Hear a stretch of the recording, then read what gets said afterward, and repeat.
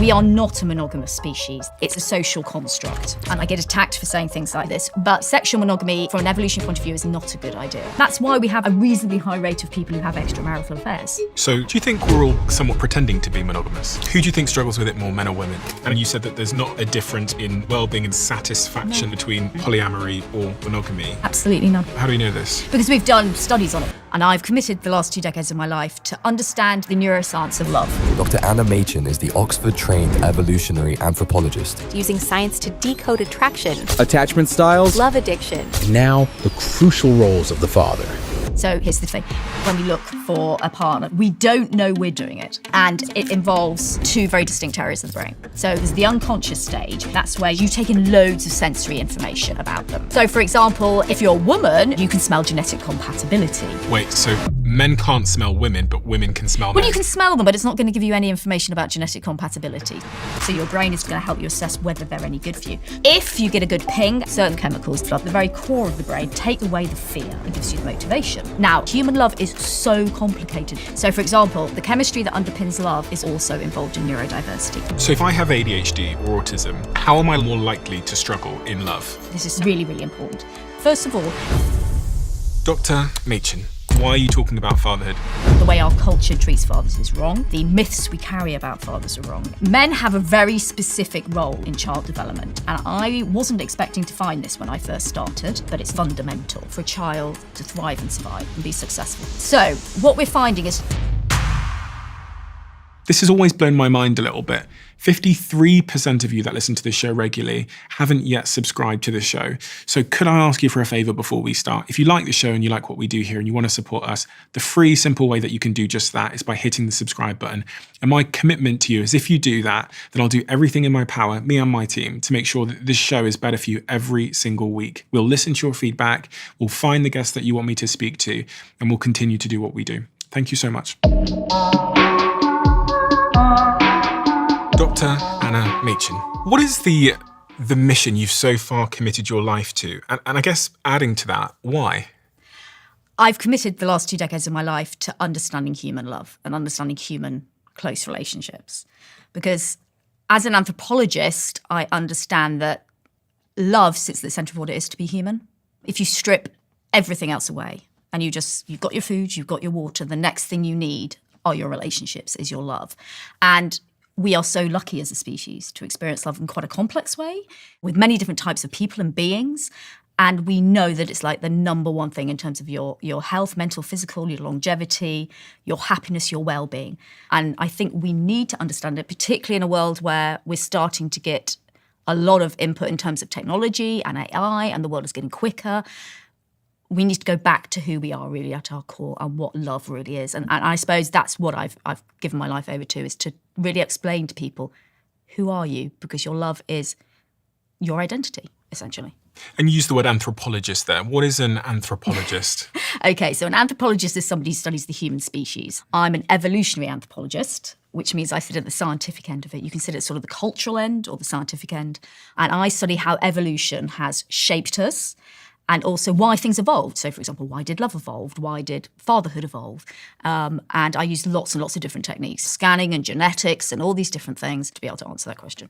I've got another book sat in front of me here, which is, I guess, somewhat linked to love, which is about fathers. Yeah. So how did these two things come together? We've got a book here about love, and then we've got a book about fatherhood, and you're very well known for talking on the subject of fatherhood. What is the link? How did the link come to be? And why? Why are you talking about fatherhood? We have the wrong idea about fathers. The way our culture deals with fathers, treats fathers, is wrong. The myths we carry about fathers are wrong. The influence they have on their children and ultimately on our society is fundamental. So the link came because I had a child. And like most couples who have a baby, we talked about it. We were like, we're going to start trying to have a baby. Then we became pregnant, which was great. Did the pregnancy test together, went to the antenatal classes, went to the scans, all wonderful. Went in to have the baby, and it didn't turn out how it was supposed to. I was very, very ill. I lost a lot of blood. My daughter was poorly when she was born. And afterwards, I was offered loads of counselling. Would you like a debrief? Would you like? And I was like, well, to be absolutely honest, I'm okay, because I passed out. I literally don't remember anything. But my husband witnessed it all. And he basically saw a car crash in slow motion with 2 people in it who he loved very deeply. And I completely understand why. It was a very stressful information, but nobody explained to him what was happening. And so they mopped me up, took my baby, took her to neonatal care and left him in the room on his own. And I was breathing very shallowly and he was scared. And the cleaner came in and said, and was cleaning away, and he just said to the cleaner, "Do you think she's dead?" Because I was breathing so shallowly. And the cleaner went, "No, I don't think so, mate. I think they would have told you if she was dead." But after that, he couldn't talk about the birth. He couldn't imagine the birth. He couldn't deal with the emotions from the birth for a good 2 years afterwards. And he was really worried about having another kid. And this made me really angry, actually, because I was like, hold on, we went into this together and he's literally been discarded, like he doesn't matter. And to me, he's fundamentally important. And then as our daughter grew, I saw the amazing bond he built with her, how integral he was to her life. And so when I went back to university at Oxford to study and to do my work, I thought, well, I'm an anthropologist. Okay, let's look up what do we know about fathers in our society. And there was literally nothing. There was a lot of work on absent fathers, and their impact is fundamental, we know that. And there was a lot of quite stereotypical work on young fathers, teenage fathers.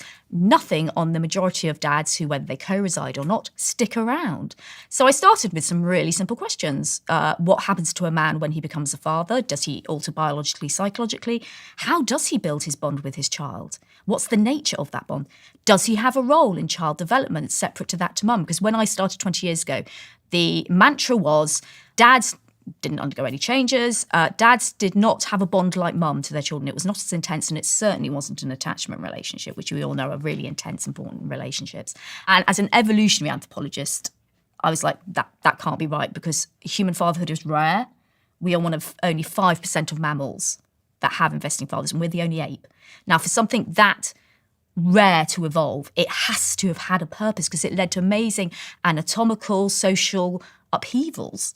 So that's what I began to do 20 years ago. I started asking those questions. I recruited my first group of 15 first-time fathers when their partners were 3 months pregnant, and off we went.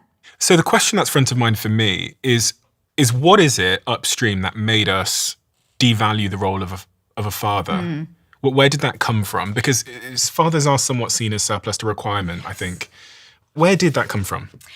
It's cultural. It's entirely cultural, because there are cultures in the world who don't think that. And fathers are very, very integral. So in fact, one of the most hands-on fathers in the world is from the Aka tribe in the Congo.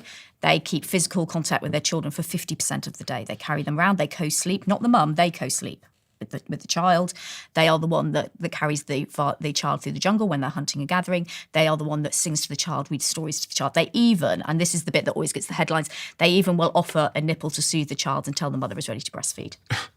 So it's cultural. We have this idea that, and it partly came very much from the Victorian period, where fathers were seen to be disciplinarians and providing the money.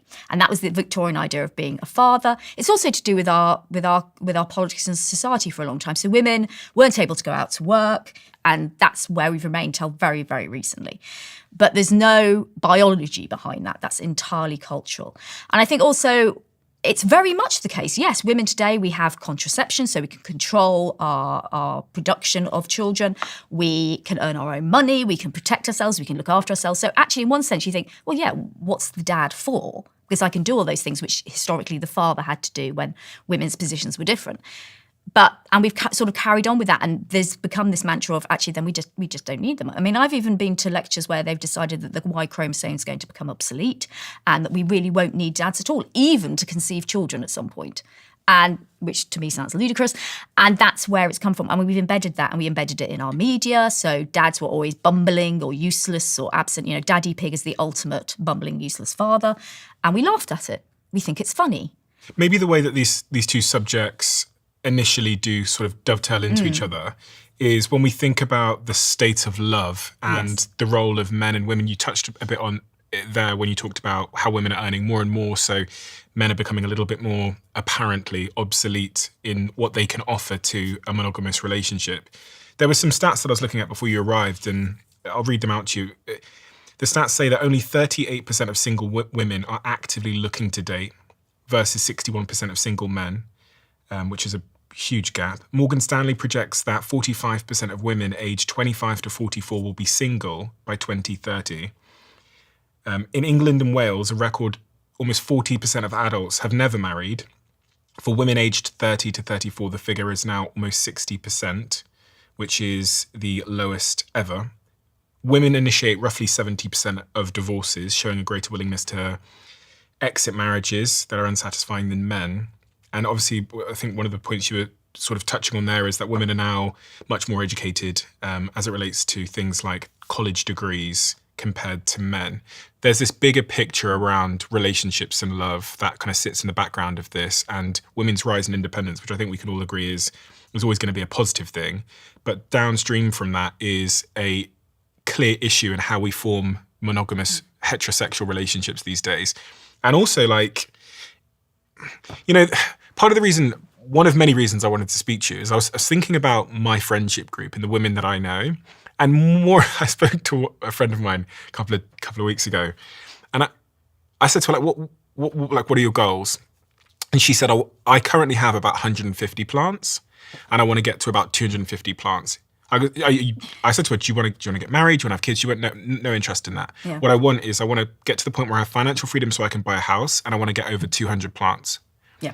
And it sounds kind of funny, but it's an increasingly familiar story that I'm hearing, which is once upon a time, the goal would have been get married, you know, have kids, build a life together. Now it's more individualistic. Yeah. What's your thoughts here? What is the state of love at the moment? Well, it's definitely more individualistic. We've become a more individualistic society. So we are looking more at, yes, what do I want rather than what in a way contributes to the community, which is what collectivist societies do. Women in the past had to get married. You couldn't have children out of wedlock. That was definitely not acceptable. You had to get married because that's where your financial security was. And that's what you did. Quite often, those marriages weren't based on love. Mm-hmm. They were based on very pragmatic decisions about this is where I need to be. So women have been freed from that. They don't have to do that anymore. The other thing to say is they've realised that romantic love isn't the only love in the box. What we call their key survival critical relationship in many cases, so the relationship that's going to support them emotionally, physically, practically, all those sorts of things, are their female friends. Their chosen families. And that's who they're turning to. And that's why we're seeing less and less women saying that romantic love is a priority or parental love is a priority. And in one sense, that's great, because actually it's showing that all these loves are equal.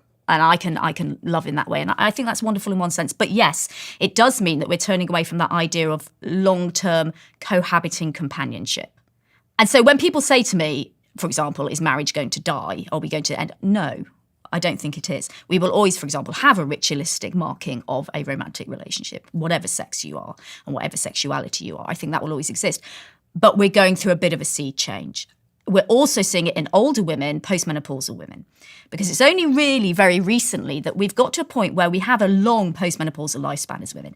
Usually, 100 years ago, if you got to 50, which is the age for menopause, the standard age, you were lucky if you were still alive. But now that period of time could be 20, 30, 40, even 50 years.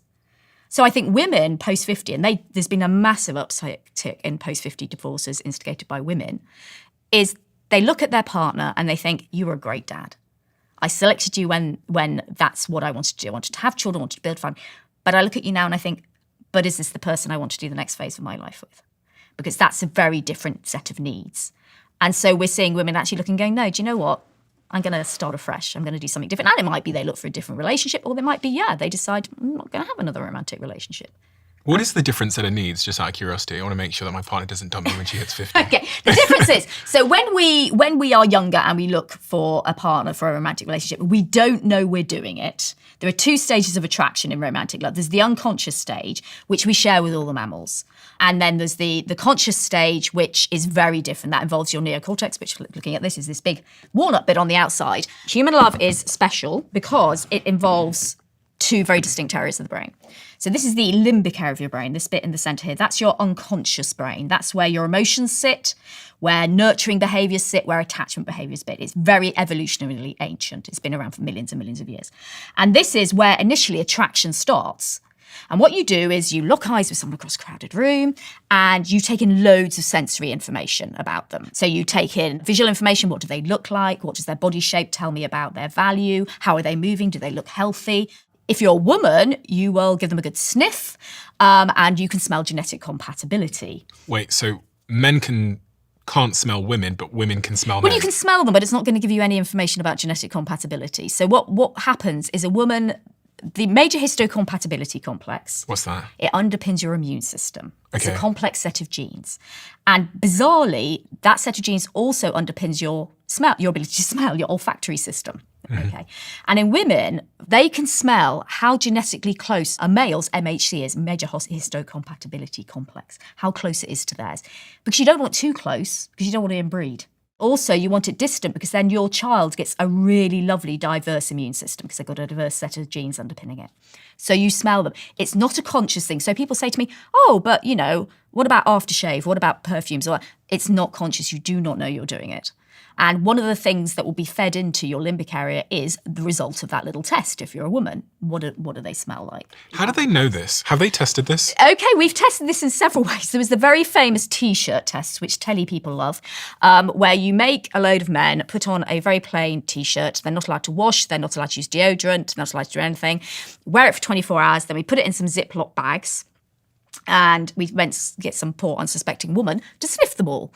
And the idea is that the one she finds most attractive to sniff is the one which is genetically furthest away from her.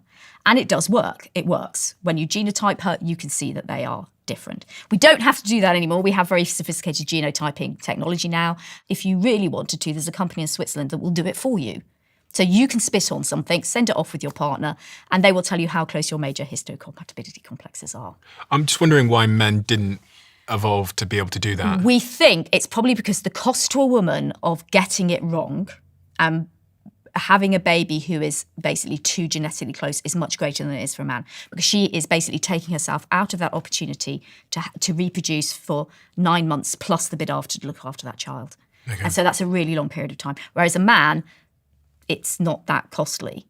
Okay. So you've taken in all that information from the sensors, it's all whirring around in here, and what your brain is actually doing is your brain has got a very complicated algorithm, which is working out the biological market value of the person in front of you. Now, the biological market value is how likely that person is to be reproductively successful. Because from an evolutionary point of view, that's the whole point of your existence. Whether you want kids or not, guys, that's the point, is you have to reproduce, have some lovely, healthy kids, raise them to maturity so they can reproduce, because we just want your genes from an evolutionary standpoint. We're not interested in you as a personality. And so you want somebody who's got the highest likelihood of being good at that.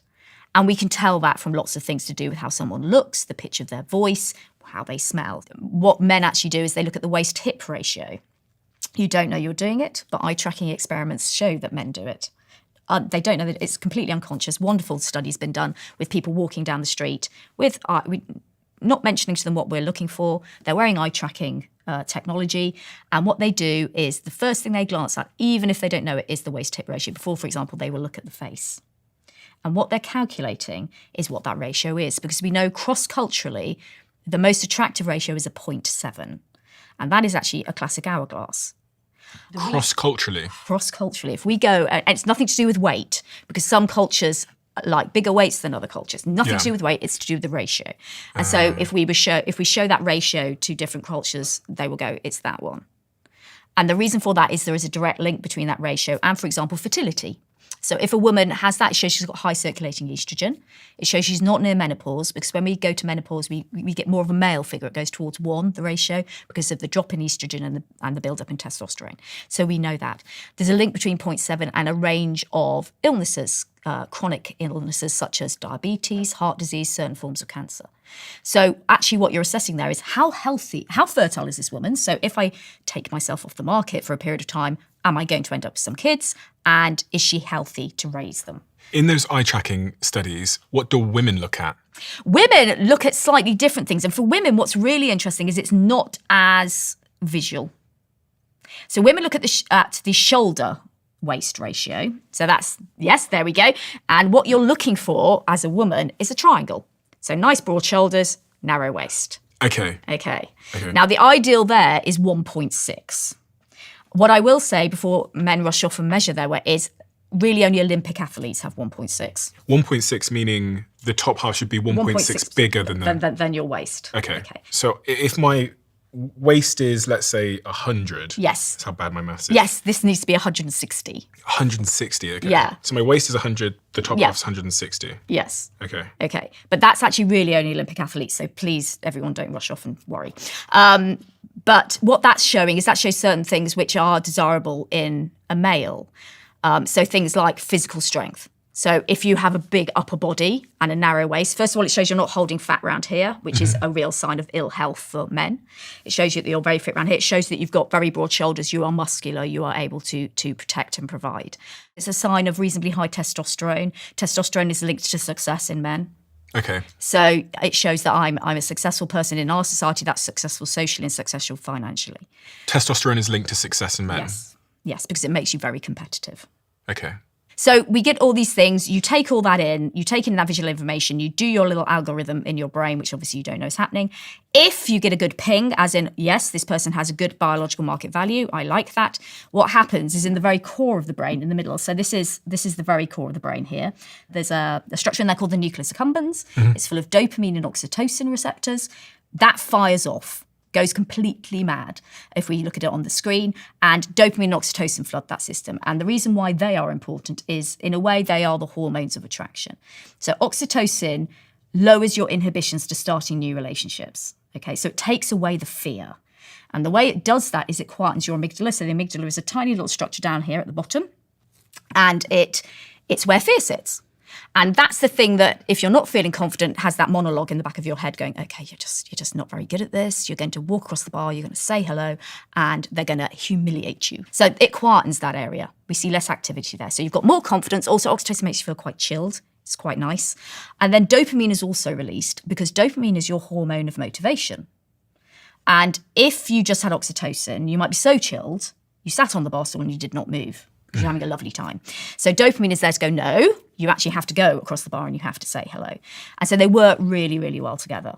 And they also work together to make your brain more plastic. So I have to ask you then, if I'm a single person, yes, and with what you've just told me about the brain, I'm trying to increase the probability that someone will be attracted to me and form a relationship to me, what kind of behavior do I need to be embodying because I want to reduce the fear part of their brain so that they're more comfortable, and I want that oxytocin and dopamine to be firing? Yes, absolutely. So quite often people say to me, how can I hack my first date? So the way you can hack your first date is you can do an activity which releases beta endorphin and dopamine and oxytocin. The best one I have found, which I appreciate is a niche interest, is some form of dancing in couples. Ballroom dancing, tango, whatever it is. Because, first of all, you're touching. So you get released oxytocin and beta endorphin. They're both released by touch. You're moving around. As any gym bunny knows, exercise produces beta endorphin. Hopefully you're not that great at this, so you're going to laugh a lot because you're actually a little bit rubbish. Okay, so you're releasing lots and lots of lovely oxytocin, dopamine, and beta endorphin doing that. Then afterwards, you need to go and have a curry. Okay, because beta endorphin evolved initially as your body's painkiller. That's still a role it has. Over time, it's been co-opted into our social sphere. But we know you have pain receptors in your gut. So if you have a curry, your gut gets a little bit irritated because it's a little bit spicy, so don't have a korma, and it produces beta endorphin. And we know that will also help you feel more euphoric, help you feel more relaxed, and help that person be more attracted to you, because they will also get a hit of it. So that's your ideal date. I appreciate it's very niche and not everyone will want to do that, but there are ways. And then I'm going to take her to the comedy store. Yeah, and have a really good belly laugh. A proper laugh produces beta endorphin. Okay. Yeah. Had we finished with the... Well, so what you're doing, your biological market value comes out. As I say, you hit dopamine, oxytocin, your amygdala quietens, you feel much more confident, you feel much more chilled. Dopamine motivates you to walk across the bar, and off you go and you strike up conversation. And that is the way attraction works in all mammals. It's completely unconscious. So you don't know any of this is happening. What's different in humans is very quickly after that, particularly once they've opened their mouth, it all starts kicking off in the outer area of the brain, so your neocortex. So the major social area of the brain is here. This is your prefrontal cortex. Mm-hmm. And your prefrontal cortex is where all those social abilities sit, so trust, reciprocity, ability to maintain, ability to abstract about your relationship, or ability to daydream about what it's going to be. And that's where all that sits. So we start seeing firing off here. And what's really important for human love is there is a connection between this area of the brain, which is known as the striatum, which is unconscious, and this area of the brain, the prefrontal cortex. So your unconscious brain and your conscious brain can work together in attraction. And also this area of the brain at the back, which is known as the mentalizing, empathizing area of the brain. So we need to have empathy in relationships. It's the basis of love. So understanding someone's emotional state and being able to respond to it appropriately. And also mentalizing. So mentalizing is mind reading. What's their intention? What are they going to do next? You need it for conversation. You also need it to spot a cheat, because you need to check someone's intention. So the mentalizing area of the brain is important. The sad bit, and I'll explain this in a minute, is unfortunately that bit shuts down a little bit, which isn't very helpful, but we'll talk about that. So then as soon as they open their mouth, you start to contemplate them consciously.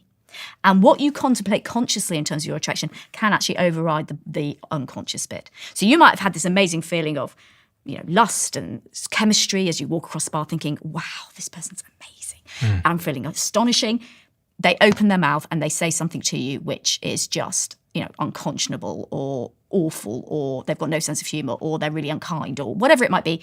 And suddenly that bit will step in and go, nope, this person is not for me. And that can override the biology.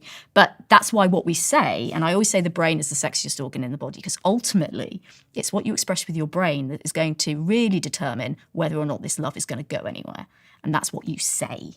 Because ultimately, as humans, the thing that makes us the most successful species on the planet is our brain.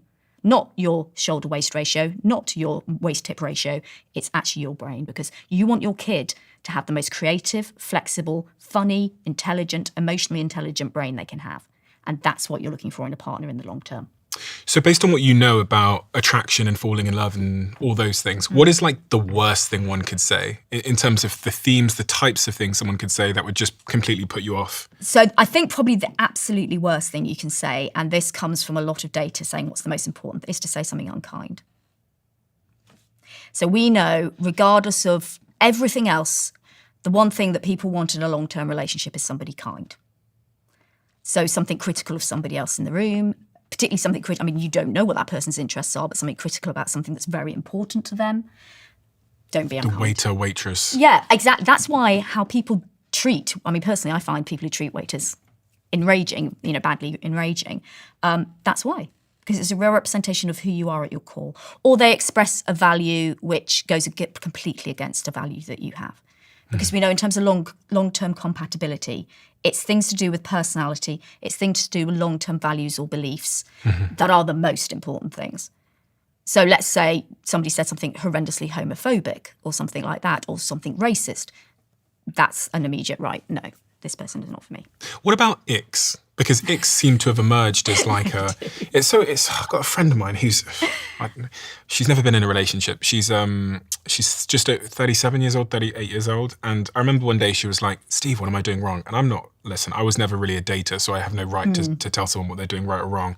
But she showed me her dating profile, and in the dating profile, she said to me, "I said no to this guy," and I looked at this guy, and I fucking hell, he's like a stud. He's beautifully good looking, was really, really kind in the messages he'd sent. She goes, but if you look in the background of his photo, there's boxes on top of his wardrobe. And she was like, so I said no. Right. Now, from an evolutionary perspective, you go, okay, maybe he's living at his mum's house, maybe he's just moved in, maybe whatever. Maybe he's not a settled person. But really, there is become a culture of women and men excluding each other based on extremely surface level things. Now I'm like, is that the prefrontal cortex doing its job, or is that something else? It is the prefrontal cortex doing its job. I would say it's not doing its job terribly well. The ick is a really recent thing that was generated by social media, and this idea of narrowing in closer and closer and closer on what people like to call red flags. And you don't get a lot of information from online dating because you don't get a lot of sensory information to help you make a decision. So people become more and more obsessed with what's in the image. What's in the image? What can I get about this person? And they start to become obsessed with tiny, tiny things. What ultimately people find attractive is very, very complicated. There are so many different things that feed into attraction. Whether or not somebody has boxes on top of their wardrobe is very unlikely to be even vaguely important in terms of compatibility. I don't think they should be called dating apps. I think they should be called introduction apps. And that's actually what the great Helen Fisher said. She said they're introduction apps. They broaden your pool. They make more people available to you. That's it. You're not having a date on that app. You're not learning about that person on that app. You're literally seeing them for the first time, and as soon as you can get in the room with them, and you can let your brain do what it's really good at, 500,000 years of evolution, that's what you should do. Because they handicap your brain. They give you very little information to go into that algorithm. You said something really interesting there, which kind of dovetails into what I was saying about my friend who's never dated but is struggling in dating. I know a growing number of people that are going on like 100 dates a year and having no luck. And just like mathematically, I go, surely there must have been someone suitable in that pool of 100 people a year that you've met. Yeah. What is going on here?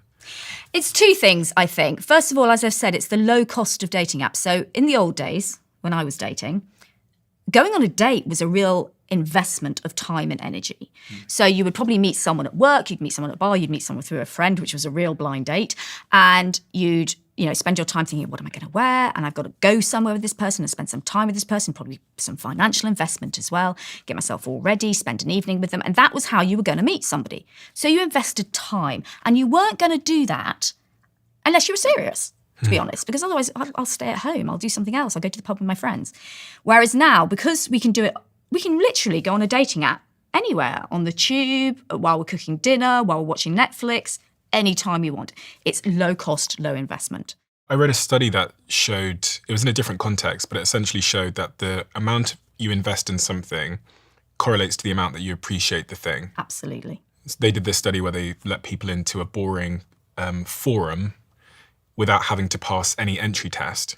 And then they asked them how much they appreciated the boring forum, and people said it's boring. Yes. And then they got another group of people. They made them go through this sort of rigorous test to get into this boring forum, and then they asked them how much do you appreciate the forum. They said it's great. Yeah. I'm obviously paraphrasing there, but it just showed this link between the amount you invest in a process is the more you appreciate it. And I think back to being 14 years old, going on my first date, and the whole process of getting ready to go to the cinema and thinking about my outfit for 3 days and then going there and being nervous, and I didn't have much money, so this was like a big thing. And then how much, I almost felt like I fell in love with the person really irrespective.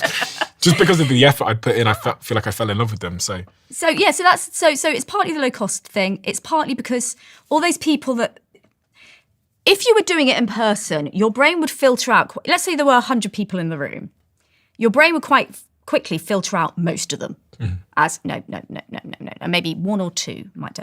Because you can't filter in that way on an app, you kind of take the punt on all these dates because you're like, otherwise, how else am I going to actually meet this person? You can't just have a casual chat by the coffee machine at work, or, meet them through some friends in the pub, where you would do that assessment without really making that much effort. Whereas because on a dating app, the only way you can meet that person is to actually go on a date with them and do all that, you will end up going on 100 to do that filtering process. So it's partly that as well. And the last thing is the paradox of choice. Yeah. So we are really, really bad at making choices when there's a lot of options.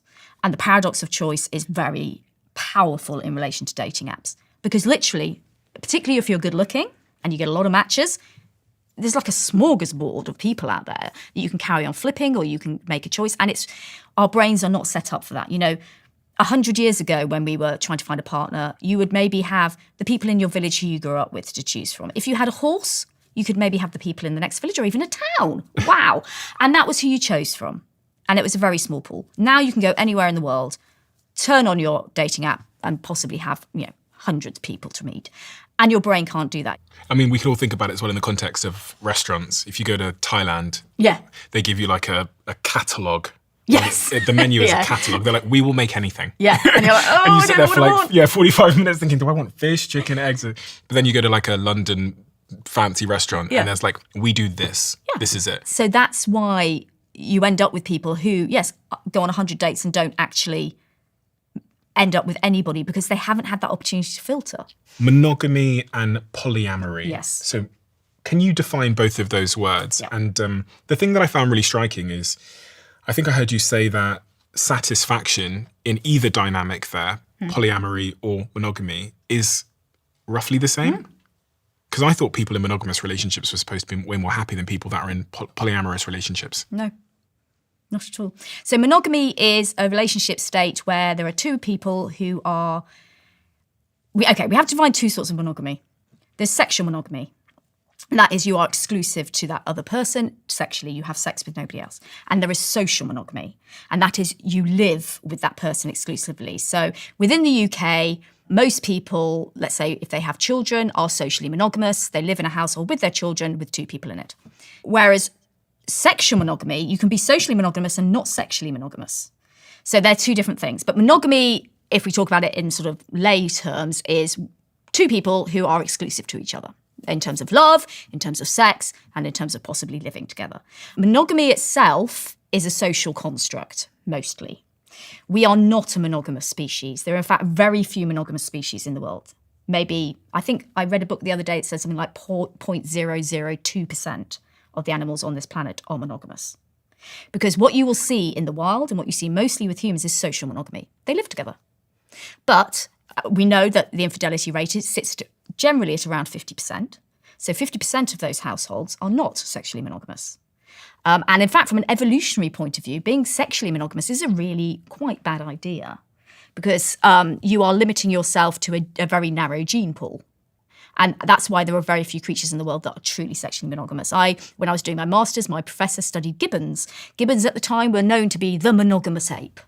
And he did a really longitudinal study, and he was the first to realise that no, they weren't. They were all sneaking off and doing it behind the rock with somebody else. But they were living together. But the female was going to find some better genes somewhere else. This guy, brilliant parent, not great genes. I'm going to go behind a rock and mate with this really good-looking gibbon over here because I'm going to get some good genes, and then he's going to raise the kid. And the guy is like, well, I'm obviously going to have offspring here, but actually, mating with another female is not particularly costly to me, so I'll just go and do that over there, and let's hope she can raise them on her own, or maybe her partner will raise them for me. So there are very few. So we have monogamy mainly in the West because it's a socially prescribed form of organisation. And it was imposed because it is a form of control. It mainly sits in terms of rules, particularly in religion, but also there are many legal rules. For example, in Britain, you can't have two marriages, you can't be a bigamist.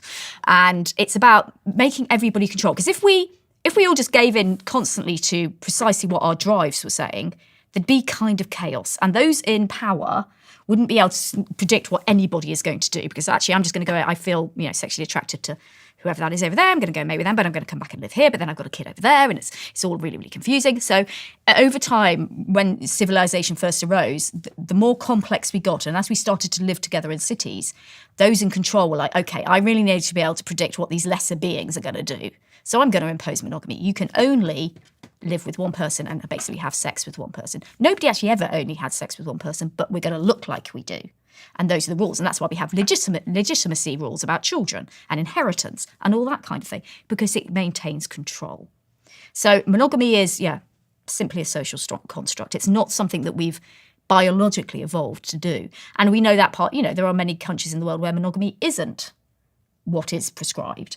How are those cultures getting on, the ones that aren't monogamous? Fine. What cultures are those? So you tend to get, so for example, in certain religions, so in certain forms of Islam, for example, men can have many wives. There are certain tribes which exist within sort of South America and in certain areas of Africa where you can have many wives. For example, there are some groups in Nepal, in the Himalayas, where we have what's known as polyandry. So one woman has many husbands. Usually, the reason why these different groupings evolved, like monogamy, is it's something to do with economics, generally. So, for example, in Nepal, in these areas, because they still have male inheritance of land, if, let's say we've got a family farm and there's 5 brothers, if all of those 5 brothers split the inheritance, then that farm would become uneconomic. You wouldn't be able to farm it and make money. So over time, what's evolved is one woman will marry all the brothers so that when they inherit the farm, it will carry on passing down, essentially.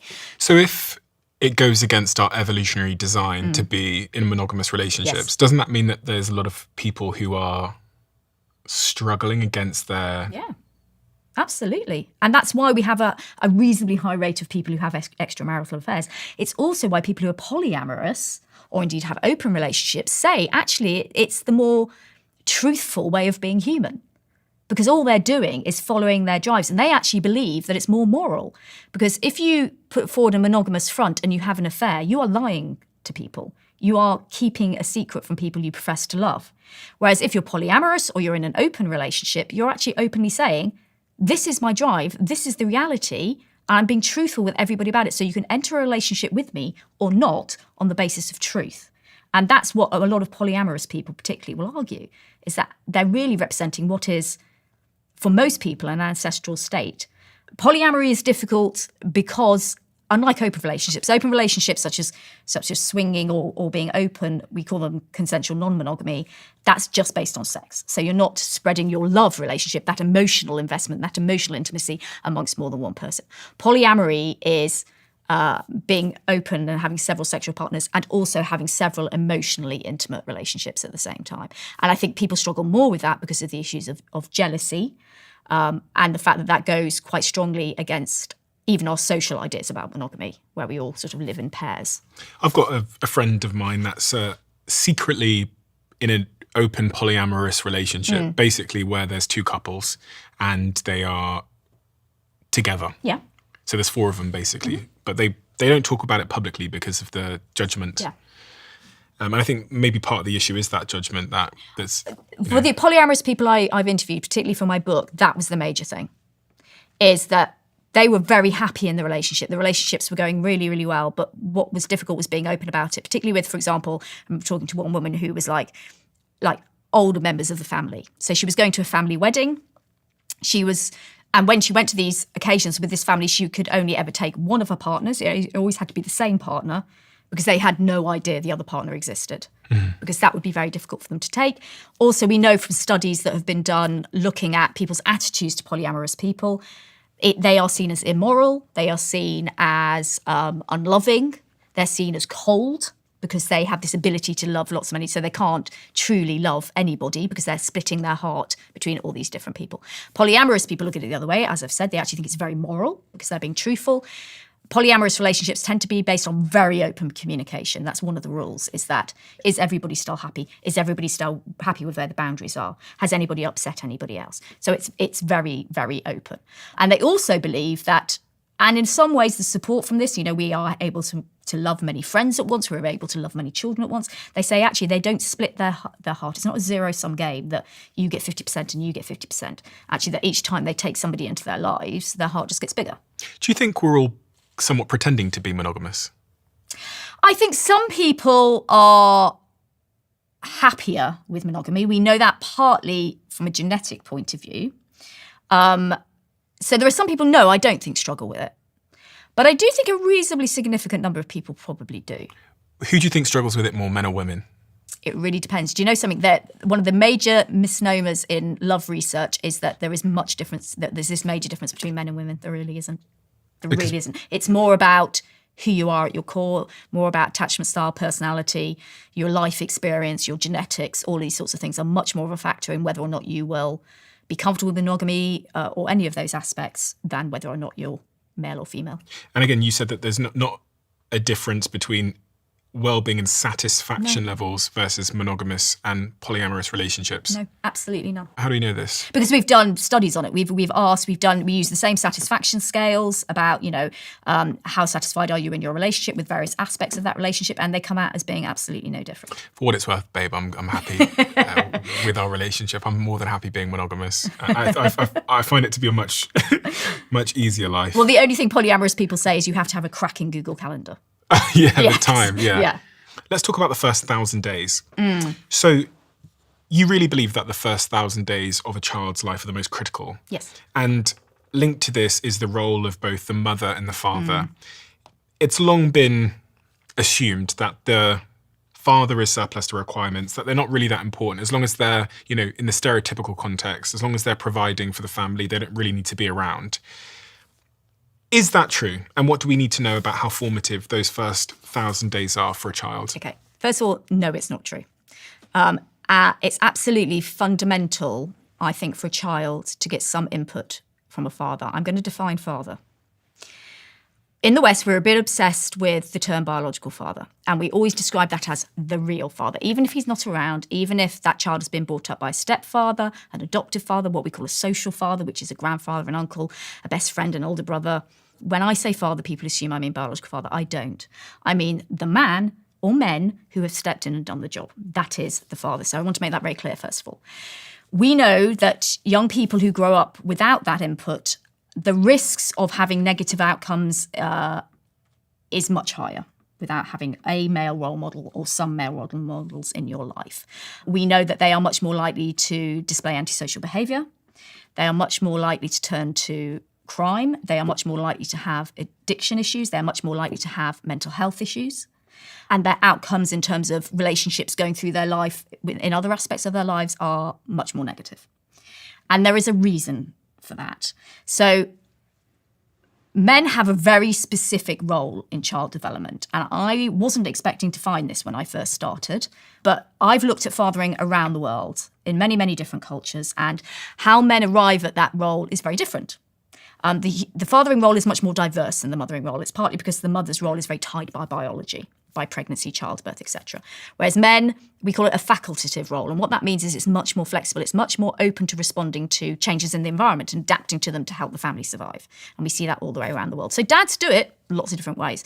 It really depends in your environment what the major risk is. So in our environment, we don't really have survival risks in our environment, not to the extent that they do in some cultures. So as a dad in societies where survival, day-to-day survival is a problem, whether it's a war zone or whether there are major disease issues, then a dad's role there is to keep that kid alive. If we look at other environments where survival is reasonably secure, but economic survival is very on edge, then in those environments, we tend to see fathers, again, not particularly hands-on in terms of caretaking or nurturing. They are the person in that kid's life who's going to teach them the skills they need to go forward and be economically successful. So if you live in a pastoral environment, then they will be taken into the fields and they will be taught how to do that role. And then they will be taken to the markets and they will be taught how to negotiate and build the social networks they need. And then in our environment where economics is reasonably secure comparatively, survival is reasonably secure comparatively, then social survival is important. In our world, it really is who you know. But what I found, regardless of how you were doing it, was all fathers have one major role, and it's a bit of a technical term, and I'll explain what it is. They scaffold the child's entry into the world beyond the family. And what that means is they are the parent when it comes to developing the skills, the neural connections, the biology, the physiology that enables you to leave your family and go out into the world and be successful, to thrive and survive. And it starts when a baby is born. So the attachments that a dad and a mum build to that baby are just as powerful as each other, but they are different. So a mum's attachment is based upon nurture. And what we tend to say with a mum and child attachment is it's quite exclusive. So if you imagine a mother, her major role with that child is to nurture and protect. And so when she's with that child, she will hold that child to her. It's very inward looking.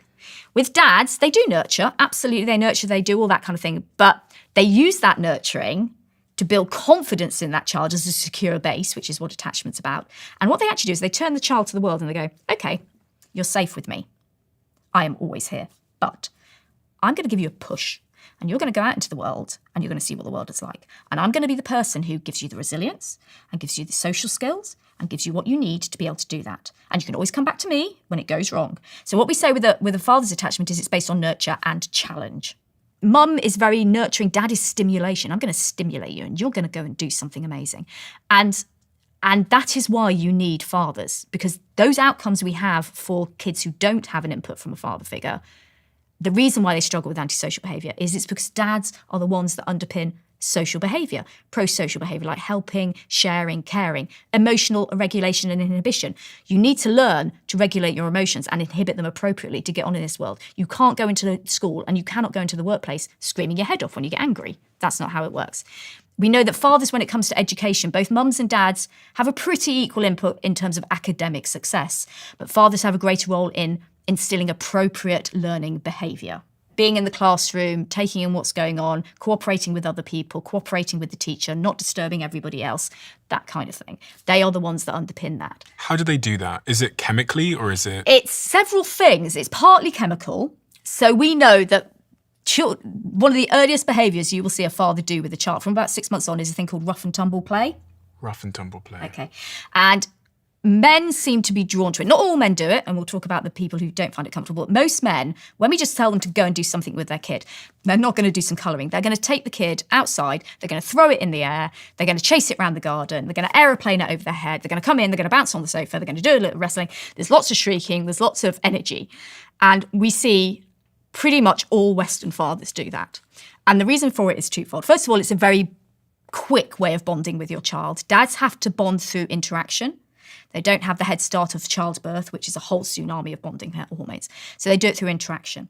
And rough and tumble play is a really time-efficient way to do it. You get a massive tidal wave of bonding hormones because it's so physical, so you get beta endorphin, because there's lots of touch, there's lots of giggling. So all of these things release dopamine, beta endorphin, oxytocin. They bond you tightly to the child you're playing with, and the child gets them as well. But also it's starting to underpin some teaching about social skills, because the basis of all social behaviour is reciprocity, is give and take. And when we play with someone, it only remains fun if that reciprocity is reasonably balanced. You learn empathy because you've got to work out, is this still fun for the other person, or are they no longer enjoying this? Have I gone too far? You learn to deal with challenge. Rough and tumble play can be pretty extreme. It can be a little bit painful. It can be a little bit risky. And so you're saying to the kid, assess the risk. Here's the challenge. Can you deal with the challenge? And all of that underpins that child's neural development, first of all, but also you're showing, by example, social skills. I'm saying reciprocity. But what's really interesting, and I love this piece of research, and this came out from a group in Israel headed by Ruth Feldman, who is a pioneer of neuroscience in terms of children and their parents. She found that dads and children have co-evolved to prefer to play with each other. Okay, so when you're a parent, you will get a peak in oxytocin from certain behaviours you do with your child. You'll always get a bit of oxytocin because anything you do with them is probably very nice, apart from maybe the tantrums. But if you're a dad, that peak in oxytocin comes from playing with your kid.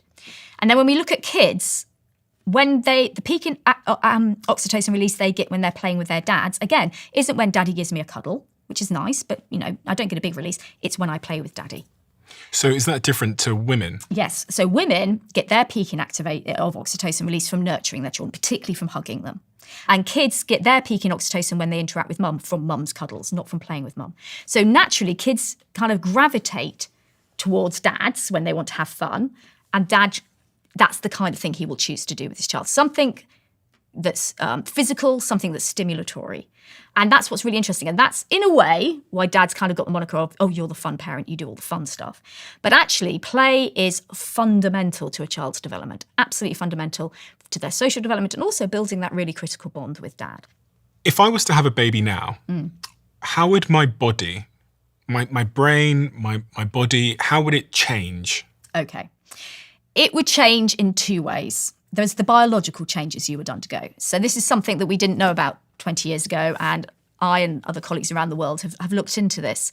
And the reason why we looked into it is because, as I said, very rare to have human fathering, really rare, 5% of mammals. And the way evolution works is it generally doesn't cause a whole new behaviour to evolve without giving you some sort of head start in being able to do it. And so over time, in the last 500,000 years, as fatherhood evolved, men's brains change, their psychology changes, their hormones change when they become fathers, to give you that prep to be a parent.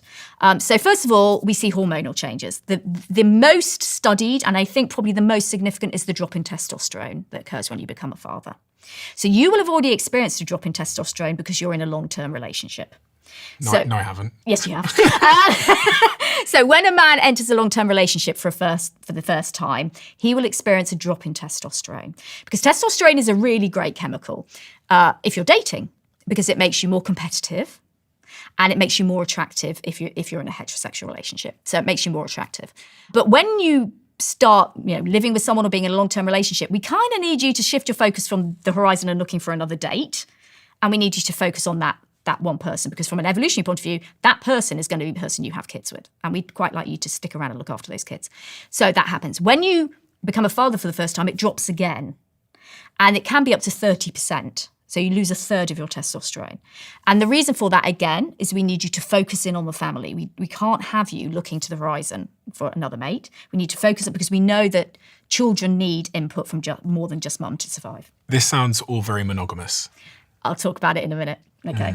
So this is, so you focus in on that child. Testosterone is also, when it's very high, it blocks the bonding hormones. So dopamine and oxytocin in particular have less of an effect. So the testosterone drops also to enable you to start bonding with that child, because you are behind in terms of bonding with that child, because mum's gone through pregnancy in most cases and given birth. So she's had a head start. She's had a load of oxytocin, dopamine and beta endorphin during the birth process. You haven't.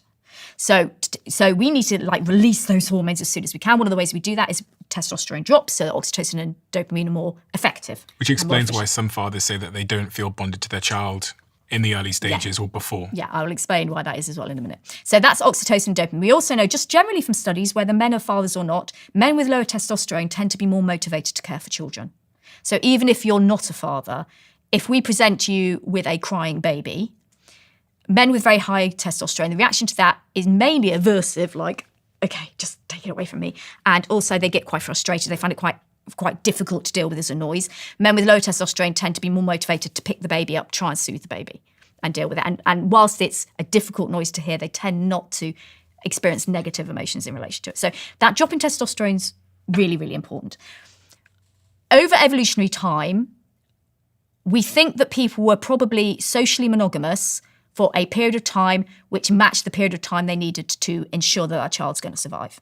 So whilst in our culture, it's like, no, you will marry till you die, you will be monogamous till you die.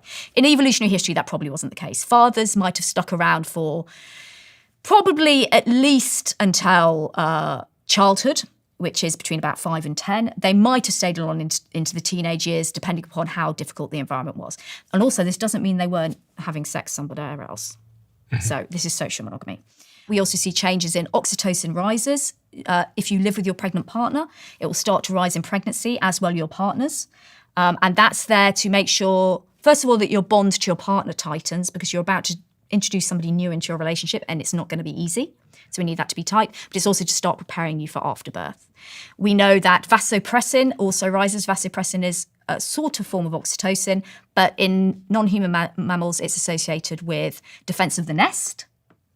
And we think in male humans, it's to do with protection and motivation to protect that child.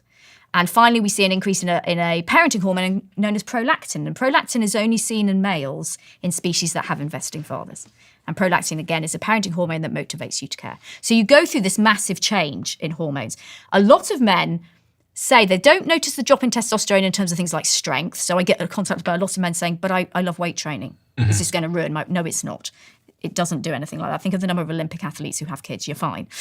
What it does do is it increases your emotional vulnerability. So quite often with fathers, you will hear they're more empathetic after birth, and also they find it harder to deal with emotionally difficult things, particularly like on the news. Suddenly, things on the news will make them cry when they never cried before. Will they ever get their testosterone levels back? Only if you don't have contact with your child. So if you don't have contact with your child, you don't have to co-reside with your child. These studies have been done across cultures, including cultures where co-residence doesn't occur. As long as you are in contact with your child, no, they won't, because you are still maintained in looking after that child. If you lose contact with your child, yes, they will go back up, because the evolutionary drive is to then reproduce again. So if I have a kid and then I stick around and raise the kid, assuming I stick around, my testosterone levels will never get back to the level it was before I had the kid. No, never. I mean, that's slightly... I mean, I'll love my future kid, I'm sure. I will say to dads, because they do worry about it, and I understand why they worry about it, because they believe very much that testosterone is the male hormone. It is and it isn't. You know, women have testosterone and it's one of the sex hormones. It's not, it really isn't associated with things like stress. You might find things like if you have a tendency to aggression, you might find that drops a little bit. And as I say, you become more empathetic and you become more emotionally vulnerable. But it's not going to impact a huge amount physiologically in you. So really don't worry about it. And also, you get the most amazing rewarding bond with your kid in return. So you drop the testosterone, but you get this astonishing bond. So it swings and roundabouts. You said earlier that if the father's not around, there's implications for teenage mental health? Yes. So because fathers underpin resilience, through starting with rough and tumble play, but carrying on through that child's life and doing stimulatory activities with that kid. They're the ones that underpin mental resilience. And obviously mental resilience is particularly key for mental health. Also because they underpin scaffolding the child's ability to operate in the social world. A lot of the disorders we see in teenage young people are associated with social situations. So social anxiety, eating disorders, self-harm, depression, loneliness, they tend to all exist within the social sphere. And because of that, that's why it's actually the relationship you have with your dad, particularly the attachment relationship you have. So if it's a nice, secure attachment relationship, you are much less likely to suffer from those disorders. And also particularly, how much time your dad spends with you and inputs into you is important. So kids are really interesting. They measure their importance to their parents in different ways. If you say to them, how do you know you're important to your mum?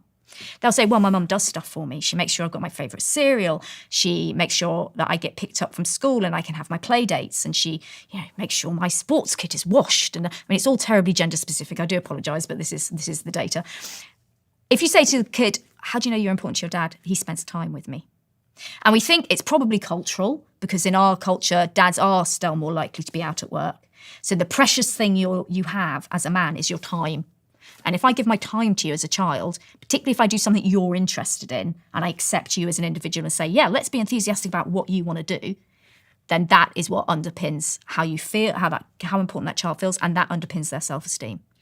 Because I talked about ketosis on this podcast and ketones, a brand called Ketone IQ sent me their little product here. And it was on my desk when I got to the office. I picked it up, it sat on my desk for a couple of weeks, then one day I tried it.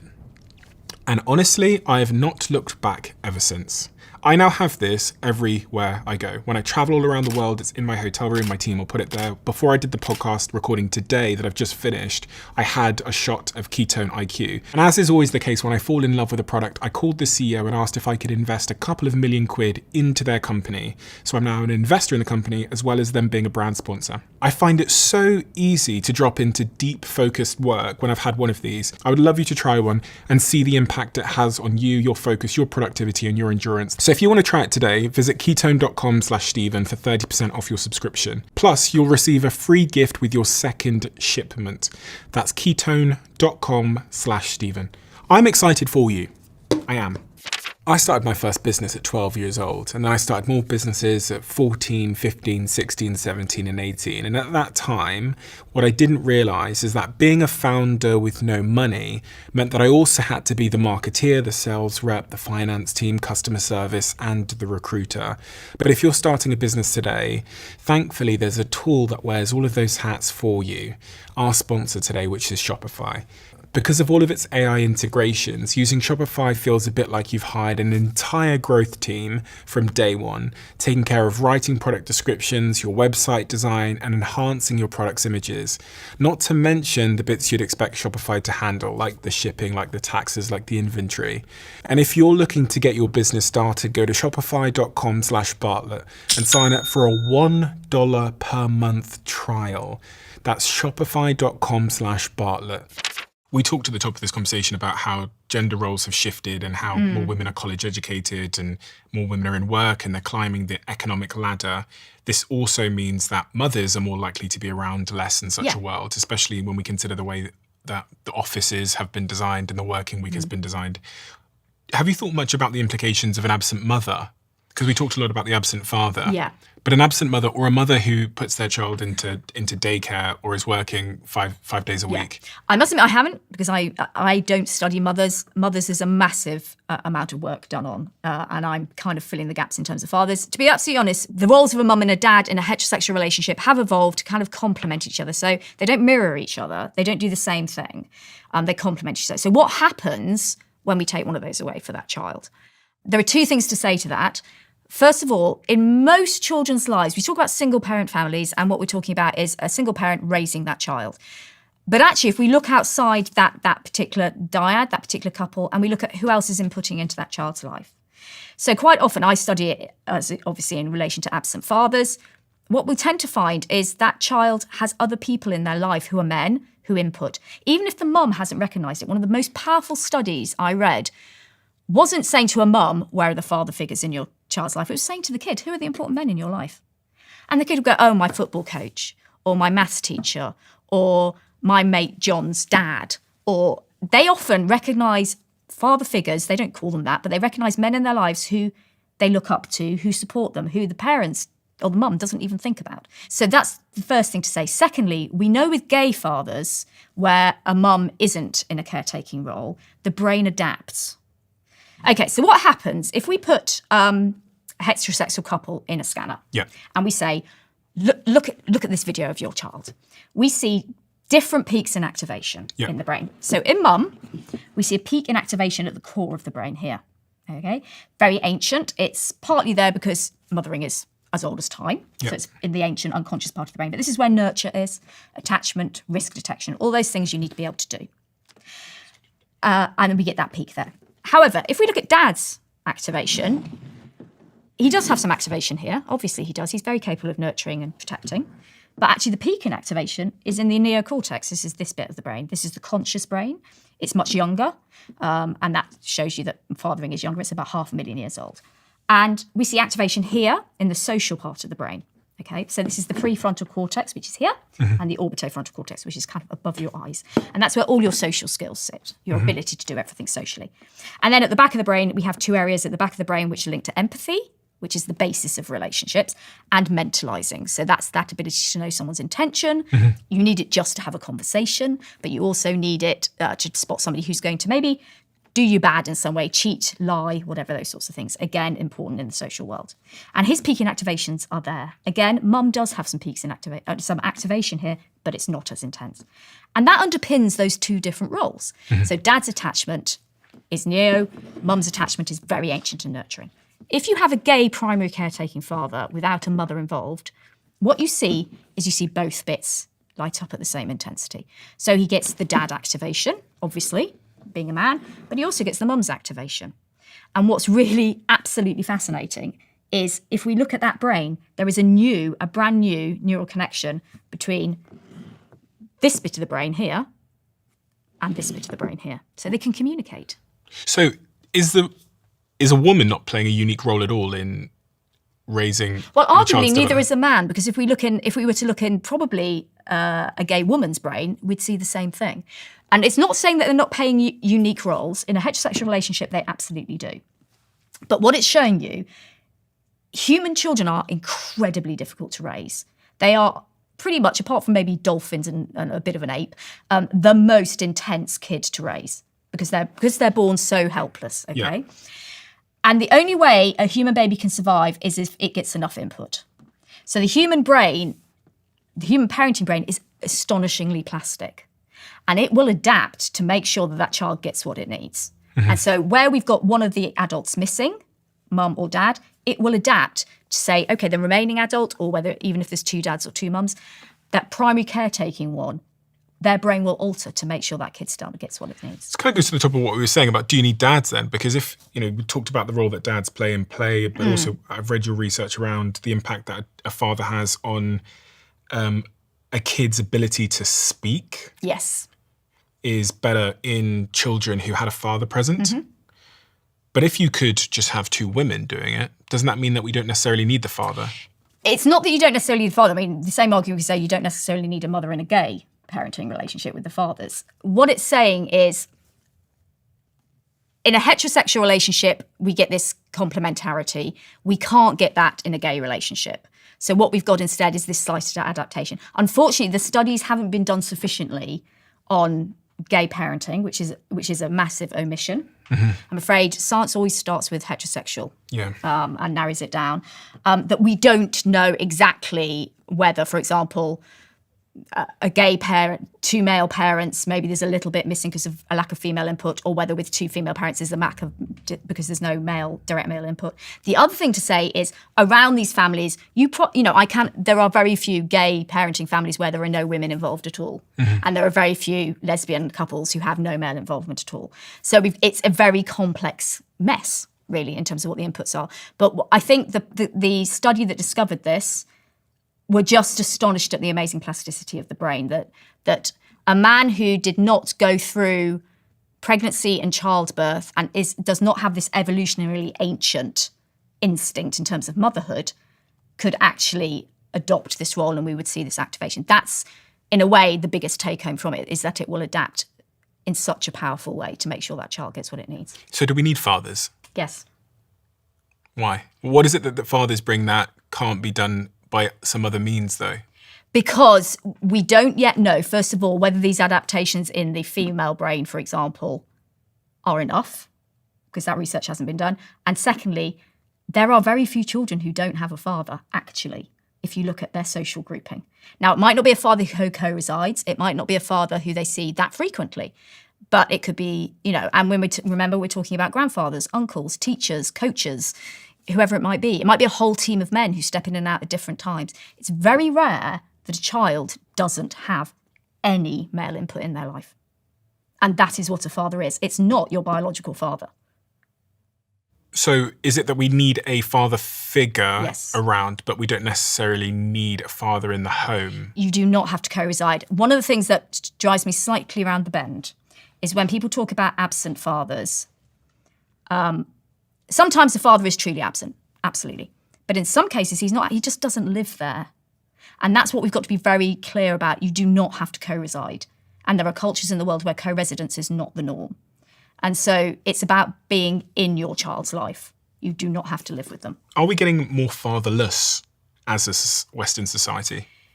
It would seem so at the moment in terms of biological fathers, yes, unfortunately. And that's one of the things that we really need to focus on. I've recently become a trustee of a new policy unit, which is the Centre for Research into Men and Boys. And my role there is to look at the role of fathers, how we support fathers, how we support boys in having male figures in their lives. Because we are seeing, because divorce has become more culturally acceptable, possibly because of longer lifespans and relationships aren't lasting as long, there's lots of reasons why we are getting more children who do not have fathers in their lives. It's also a major issue in the US. I know you know Richard Reeves, and I work with Richard Reeves on it. And that is the issue. And that's why we have to start looking in a creative way about what a father is. Because those kids don't necessarily have their biological father in their life, but they need somebody. And that might be encouraging links within the community. It might be helping single mothers identify those male figures within their environment and supporting those male figures and coming forward. It might be that we need more organisations like Lads Need Dads, which is an organisation in the UK that provides male father figures, mentors to boys who don't have a father in their life. Is there anything better than a biological father? Yes, a father. There is. So even if it's a sort of a stepfather or if it's Doesn't matter. just because a friend. you don't get to become a father. Indeed, you don't get to become a mother just because you happen to conceive a child. So from a development perspective, it doesn't matter if there's no difference in biological fathers versus, Dave who took care of me. Because the changes we spoke about happen whether you're biologically related to that child or not, because they happen through interaction. So any man who steps in and does the job will see the hormone changes, will see the brain changes, which we haven't spoken about, will see the psychological changes. They will see them all because they happen through interaction. So you're not, as a biological father, the moment you conceive that child, suddenly get this mysterious ability to be a father. You don't. It happens because you happen to be interacting and inputting into that child's life. So no, there is no hierarchy. It's, are you doing the job? Yes, I am. Are you doing it in a good and healthy and positive way? Yes, I am. Okay, you get to be dad. So you're making the case for father figures in a child's life versus and a child growing up without a father figure at all. Yes. Is going to have worse outcomes. There is a risk. They won't necessarily, but the statistics are quite powerful in terms of those outcomes. There was a study done recently in the UK by the Centre for Justice called Lost Boys. And that was looking at, and one aspect of that was looking at boys and their outcomes if they don't have a father figure. And it is quite powerful in terms of the increased risk of having negative outcomes. So if you're in a lesbian relationship and so two women, are you saying that you really should make sure that the child is exposed to a father figure? Yeah. I would say that. I mean, some people, I get attacked for saying things like that, and I'm not trying to say there are gender roles or any of those sorts of things, but children have evolved. The reason why human fatherhood evolved is because children evolved to be brought up by a group of people, and part of that group of people was a father figure. Now, as we see from cultures around the world, it does not have to be the biological father, but they have a father figure or a team of father figures. It doesn't have to be one person. It could be several people. And does that go the other way? If two men married? Yeah, I would always advise that's how children, to have those two inputs. So find those women in your life and ask them to step in and do that. And another anomaly that we hear a lot is that it's particularly important for boys. Actually, it is critical for boys, but arguably it's kind of touch and go as to whether it's more critical for girls. The data coming out about daughters and the impact that fathers have on daughters is pretty powerful stuff.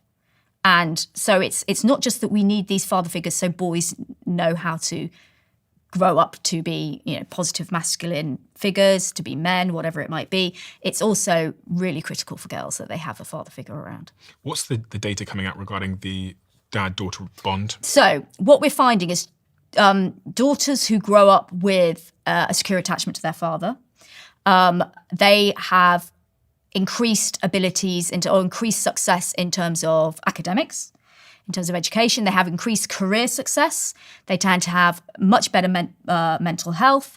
They tend to be much better at relationships. They tend to have less risky, particularly sexual relationships, and they have just better well-being scores, and they are much more likely, as I said, to have stable, good relationships in their older life, in their adult life. When you think about society and how we're forming our relationships, especially around child rearing, Yes. what are we increasingly getting wrong here? I spoke to Erica Commissaire, and she's very passionate about the detrimental impact of daycare. Right. Because she feels that the mother's plays a critical role in those first 2 years, and then the father plays a critical role beyond, from about 2 years onwards, when the kid starts to get into that play phase. I would argue with her on that point, but okay. Which point would you argue on? The second point? Yeah, that is critical from the moment that child is born. Okay. And I get quite upset when I get fathers. I met a father the other day at an event. He I think his baby was 6 months old, and he was a dad worker. This guy, he worked with dads. He was a community worker who worked with dads with older kids.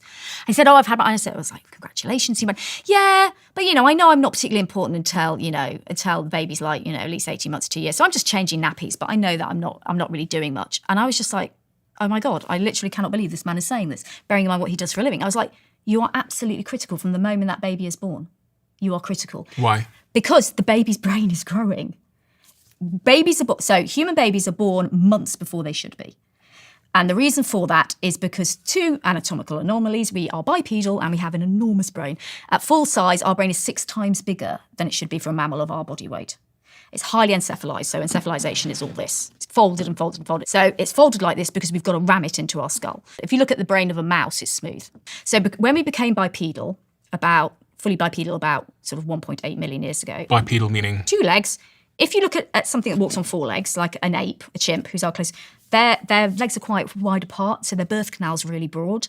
Ours is really narrow because we've had to come in like this to maintain being able to stand upright. So if we tried to birth our babies when their brains were nearly fully grown, like happens in other apes, mum would die, baby would die, and our species would have died out a very long time ago.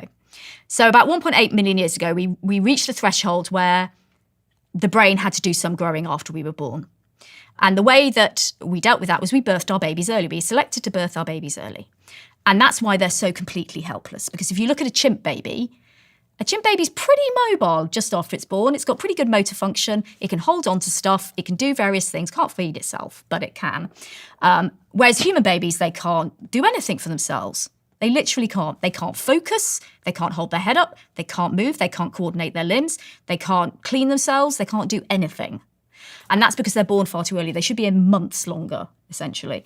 So we have this period of rapid brain growth after we're born. And because the main bit of the brain that's growing at this point is this massive prefrontal cortex, which is the social bit, the environment in which you grow up is critical. And who is really important in the social bit? The dad.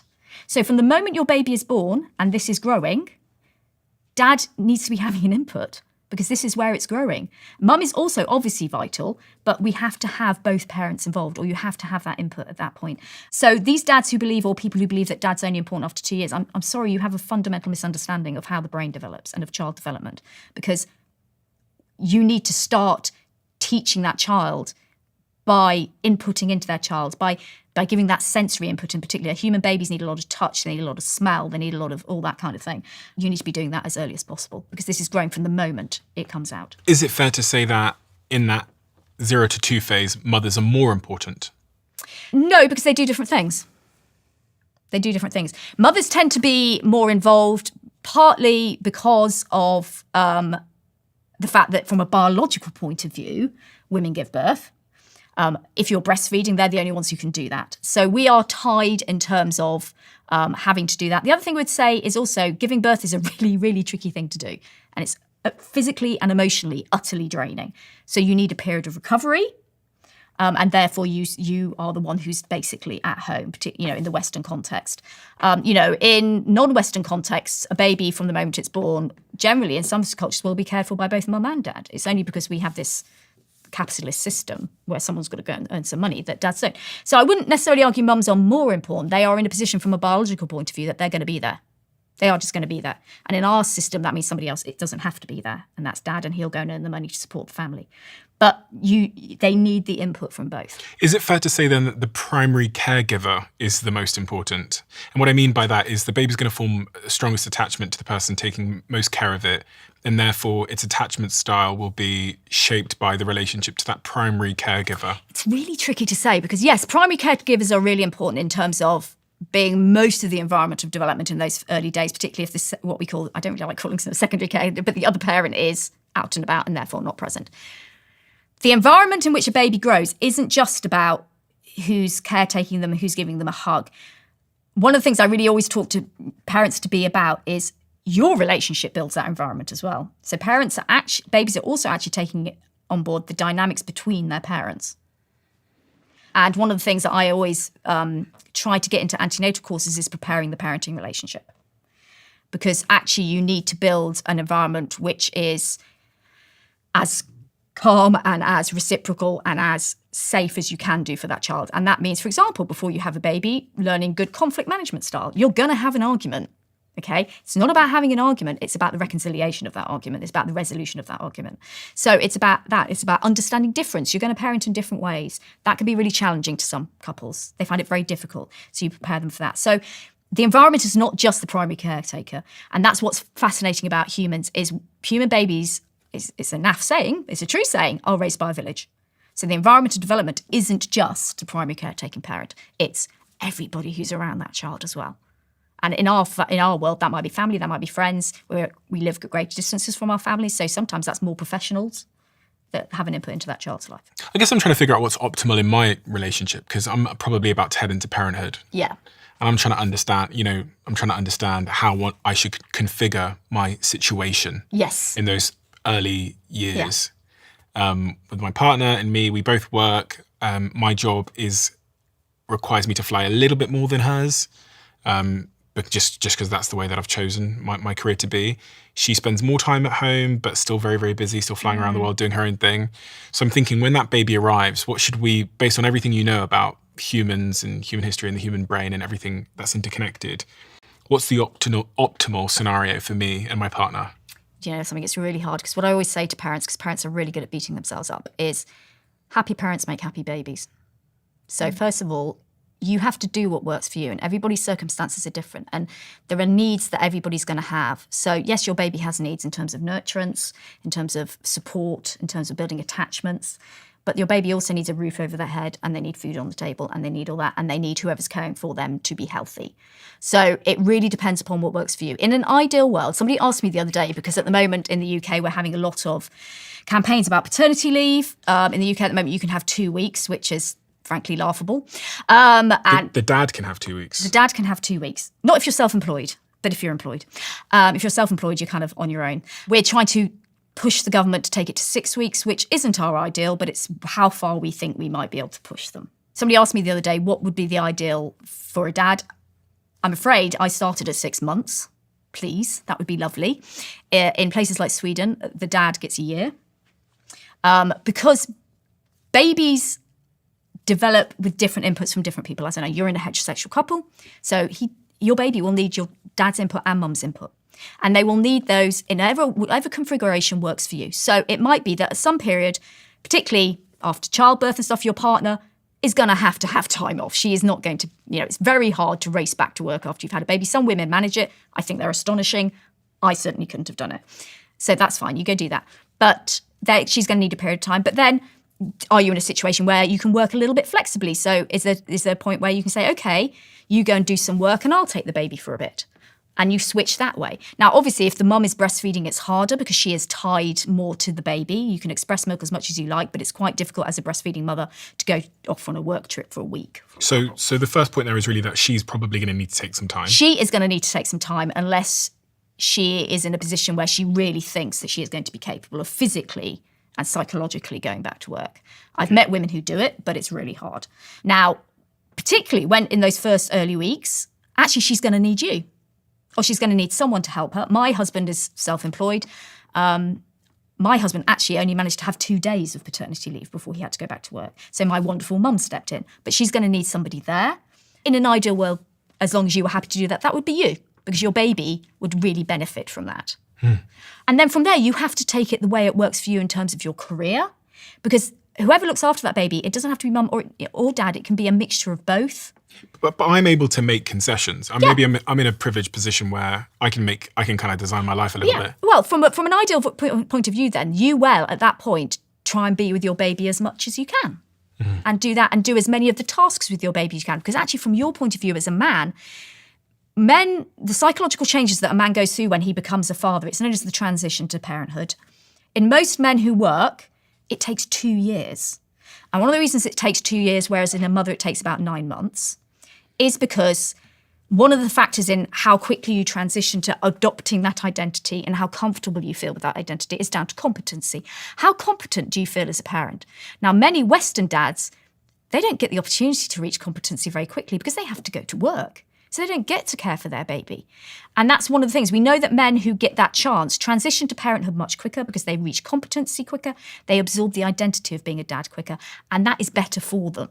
This transition to parenthood, is that a biological thing? It's underpinned by the biology, by the brain changes and hormone changes you're going to undergo, but it's a psychological state. So it's about configuring your identity and absorbing that particular new aspect of your identity into your sense of being, and also feeling comfortable with that. We know men who struggle with that transition are much more likely to suffer from postnatal depression, for example.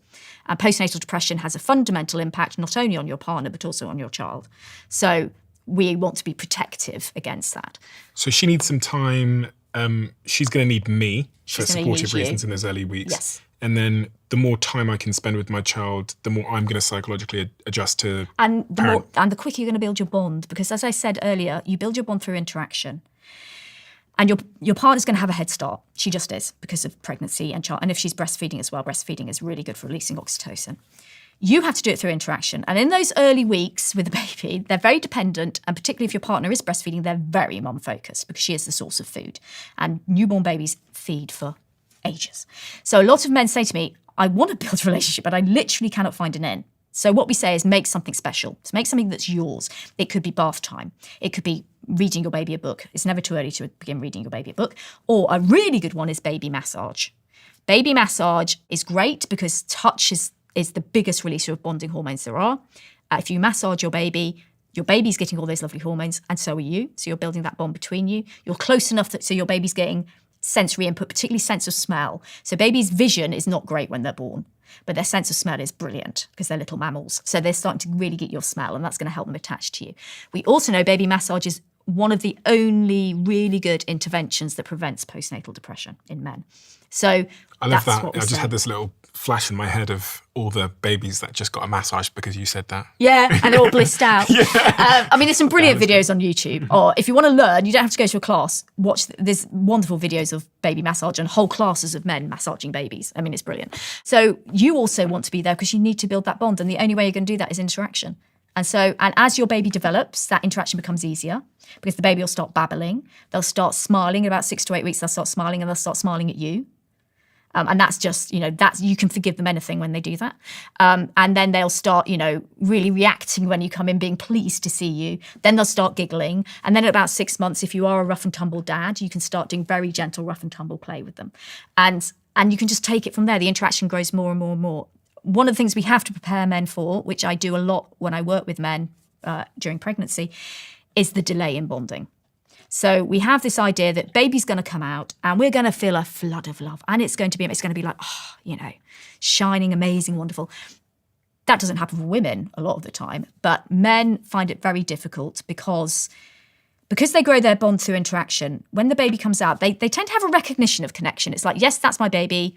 That's my genetic baby. It's genetically related to me. I am a father. I will look after it. But it's very conscious. When I talk to my dads, quite often when I visit them at 2 weeks, a lot of them are worrying about the bond because they're not feeling how they thought they would feel. They're looking at their partner who's had a head start and thinking, well, she's the gold standard of bonding. She's amazing at it. I'm failing. My baby doesn't like me. I'm rubbish at this. And that's not good for their mental health. And what they tend to do is withdraw from the baby, which is the worst thing you can do.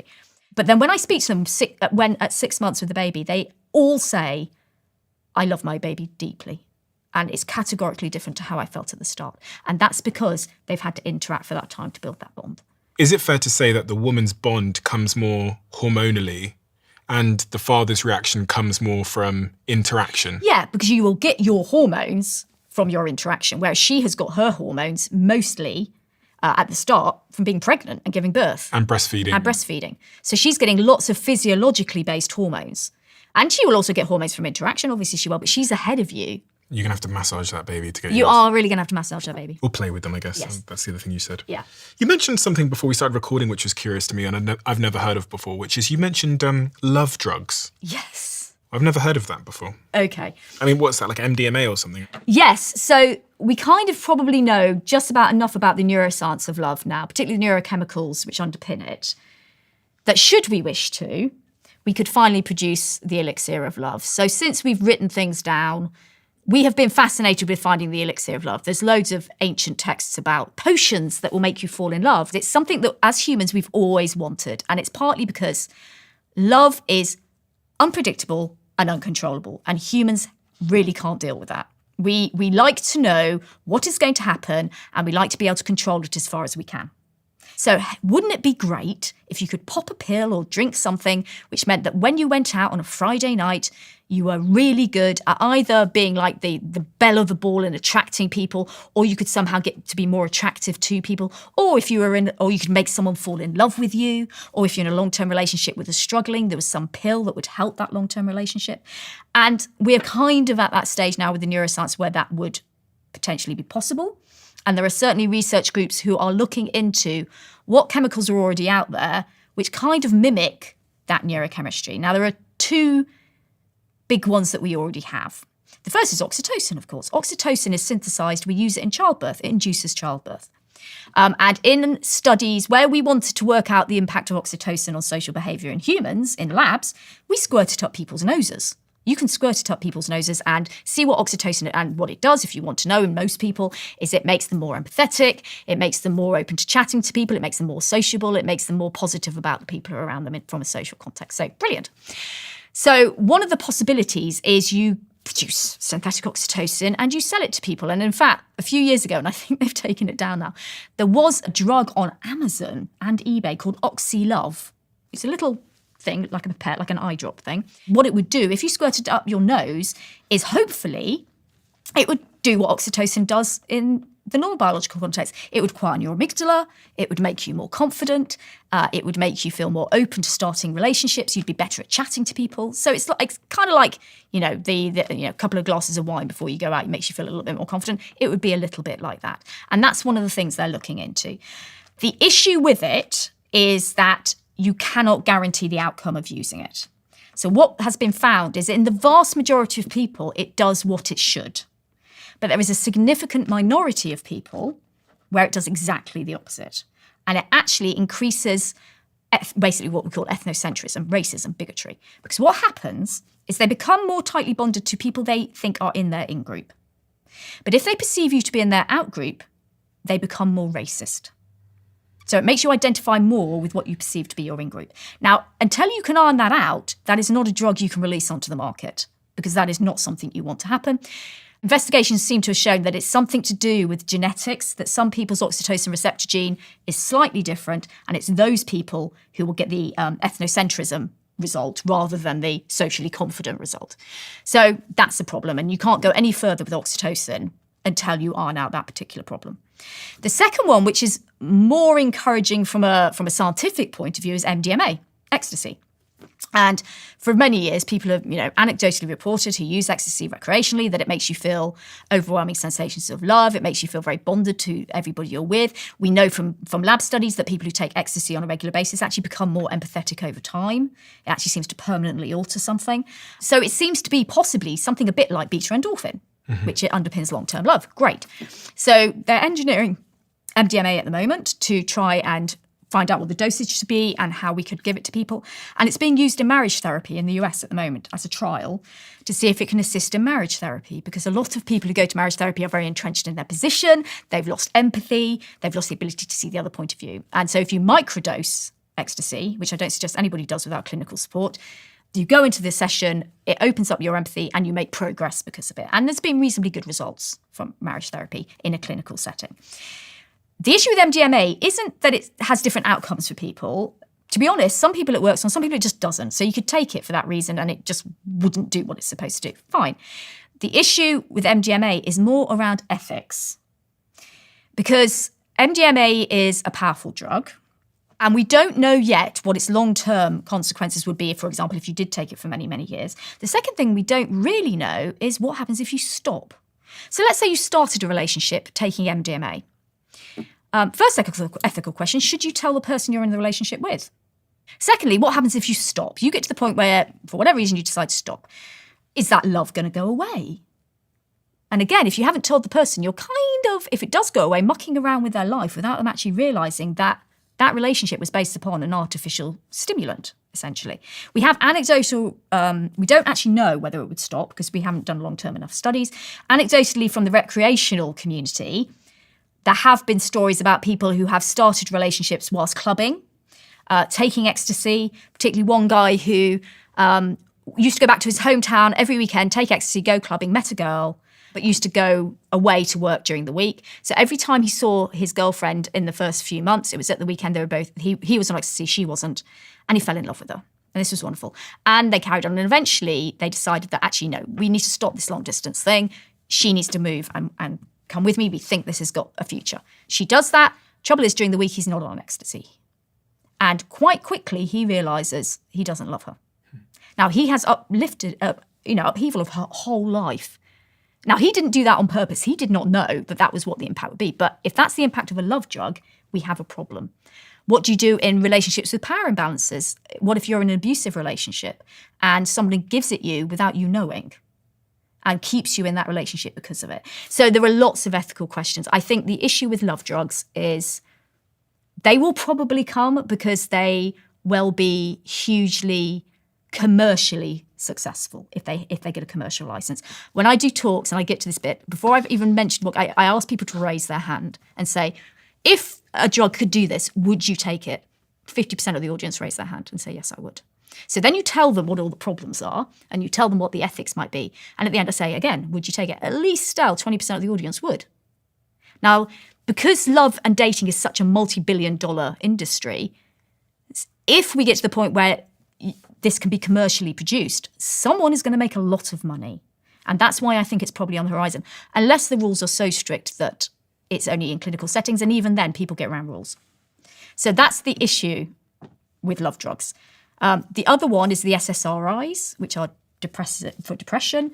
People who are on SSRIs realise that they reduce your emotional abilities, they reduce your libido, they reduce sensations of love. And so it has been suggested again that SSRIs are engineered in some way to help people deal with love trauma. So people who have experienced very bad relationships, and not that you can forget it. Do you remember the film The Eternal Sunshine? I don't know. Okay. It's about a guy who wants to wipe his brain in terms of a really bad relationship. And that's kind of what suggested this could do. SSRIs can't do that. You cannot wipe a memory. But they could maybe take away some of the salience, some of the negative salience. The issue again with that is that there are 72 countries in the world where homosexuality is still illegal. And we know there are certain, this was a brilliant book called Love Drugs, talked about a very extreme religious community, which was giving young men who had shown homosexual tendencies, SSRIs, to reduce their homosexual tendencies. And that in itself is, I believe, ethically unacceptable. And therefore, again, we've got to be aware that if we produce drugs, what could they possibly be used for, which is actually unacceptable? And how are we going to deal with that as a population? So I think anything which comes into our intimate relationships, like love drugs or AI or whatever, we have to have that conversation now, because getting it wrong has profound impacts on our futures and on our health. Let's talk about attachment styles and monogamy and the neurodiversity components of this. So if we start with attachment styles, there's been so much said about attachment styles. Can you sort of give my viewers a overview of what attachment styles are and what we need to know about attachment styles as relates to falling and holding on to love? Okay. I think the first thing you need to understand is what is an attachment relationship. Attachment relationships are very rare. in your life. You will have had them with whoever brought you up, whoever cared for you, particularly in the first 2 years of life. That's particularly significant. You will have them with romantic partners, though not all romantic partners. And you might have one with a best friend. They're very emotionally intense. We recognise them for several criteria. First of all, they're developmentally significant. So attachment relationships have the ability to change your psychology. Now, as a child, they actually have the ability to change your actual brain architecture as well, particularly in those first 2 years, because babies are born without their brains fully developed. That's why they're so helpless. And in the first 2 years, your brain is growing very rapidly, and the environment to which you are raised is going to fundamentally underpin the architecture of your brain. So that's developmentally very significant, that first attachment relationship you have. With your parents? Parents, carers, whoever's bringing you up. Babies will attach to literally anybody who's meeting their needs, to be honest. And that will fundamentally alter your brain, in either in a good way or unfortunately in a less good way, depending on how you're brought up. When you have a romantic relationship, what they can do is they can alter your psychology, particularly how anxious you are about being abandoned in that relationship and how comfortable you are with emotional and physical intimacy. Because I will tell you a story. When I met my husband, I was very worried about him leaving me, him abandoning me.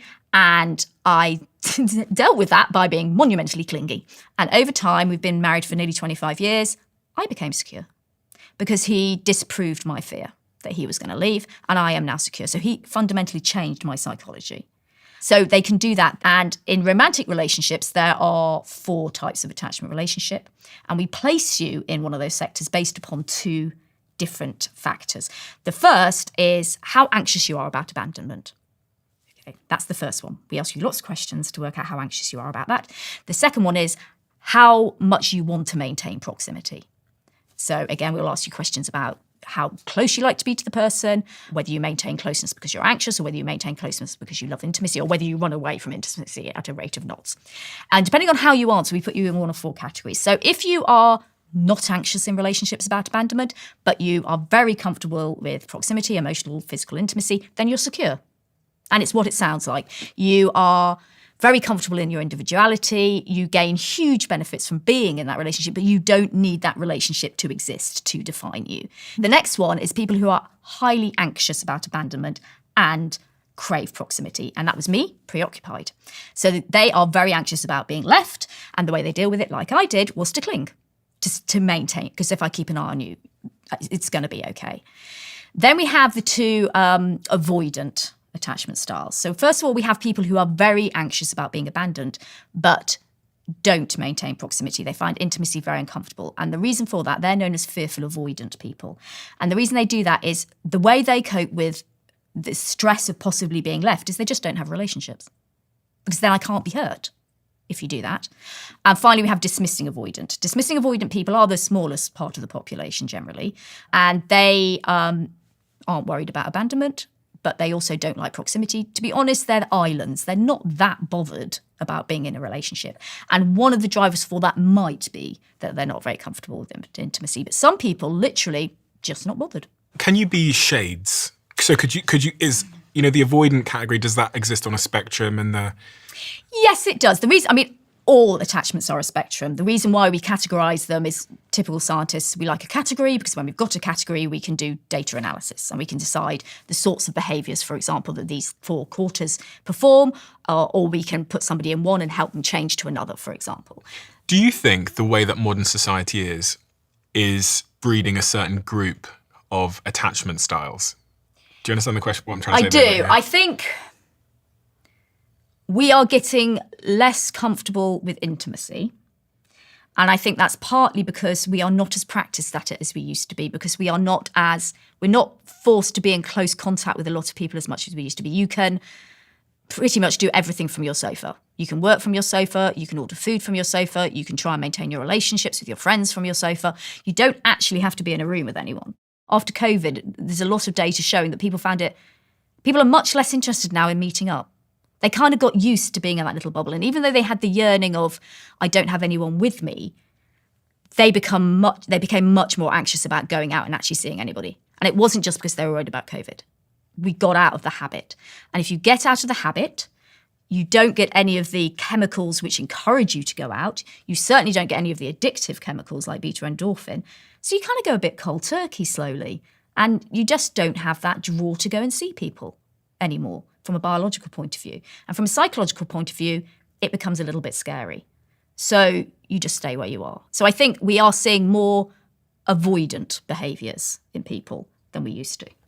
You talked about the role of dopamine in getting us to get up and put our shoes on and get out of the house. And obviously there's lots of things now at home that are giving us dopamine. Yes. Whether it's social media or it's pornography or if it's, I guess, there's other substances that give us dopamine. And I wondered if you thought that maybe that's playing a role in... I think that is playing a role because we get that hit and dopamine is nice. It gives you a reward. The problem it has is on its own, it has no bearing on social relationships or social behaviour. You need to have the full cocktail. So that's what I say to people about social media when they say, but I'm getting a dopamine hit. It's like, yeah, you are, and that's great. But dopamine is very short-lasting. On its own, it doesn't underpin your immune system or your health in any way. You need the full lot. You need the full 4 social chemicals to get any advantage out of it. So that is the problem. And I think people, because we've heard a lot about dopamine, think that dopamine alone is going to make you happy, and it's not. Earlier we talked about these people that go on 100 dates and maybe they don't have the true intention to actually form a relationship. Speaking sort of broadly, what attachment style do you think those kind of people fit into? Those people are avoidant. So they're either dismissing avoidant, which means they don't have any of the anxiety associated with relationships, or they're fearful avoidant. So they avoid them because they're scared of being hurt. So when people talk about daddy issues, or I guess you could say mummy issues, where the father has abandoned that child at an early age,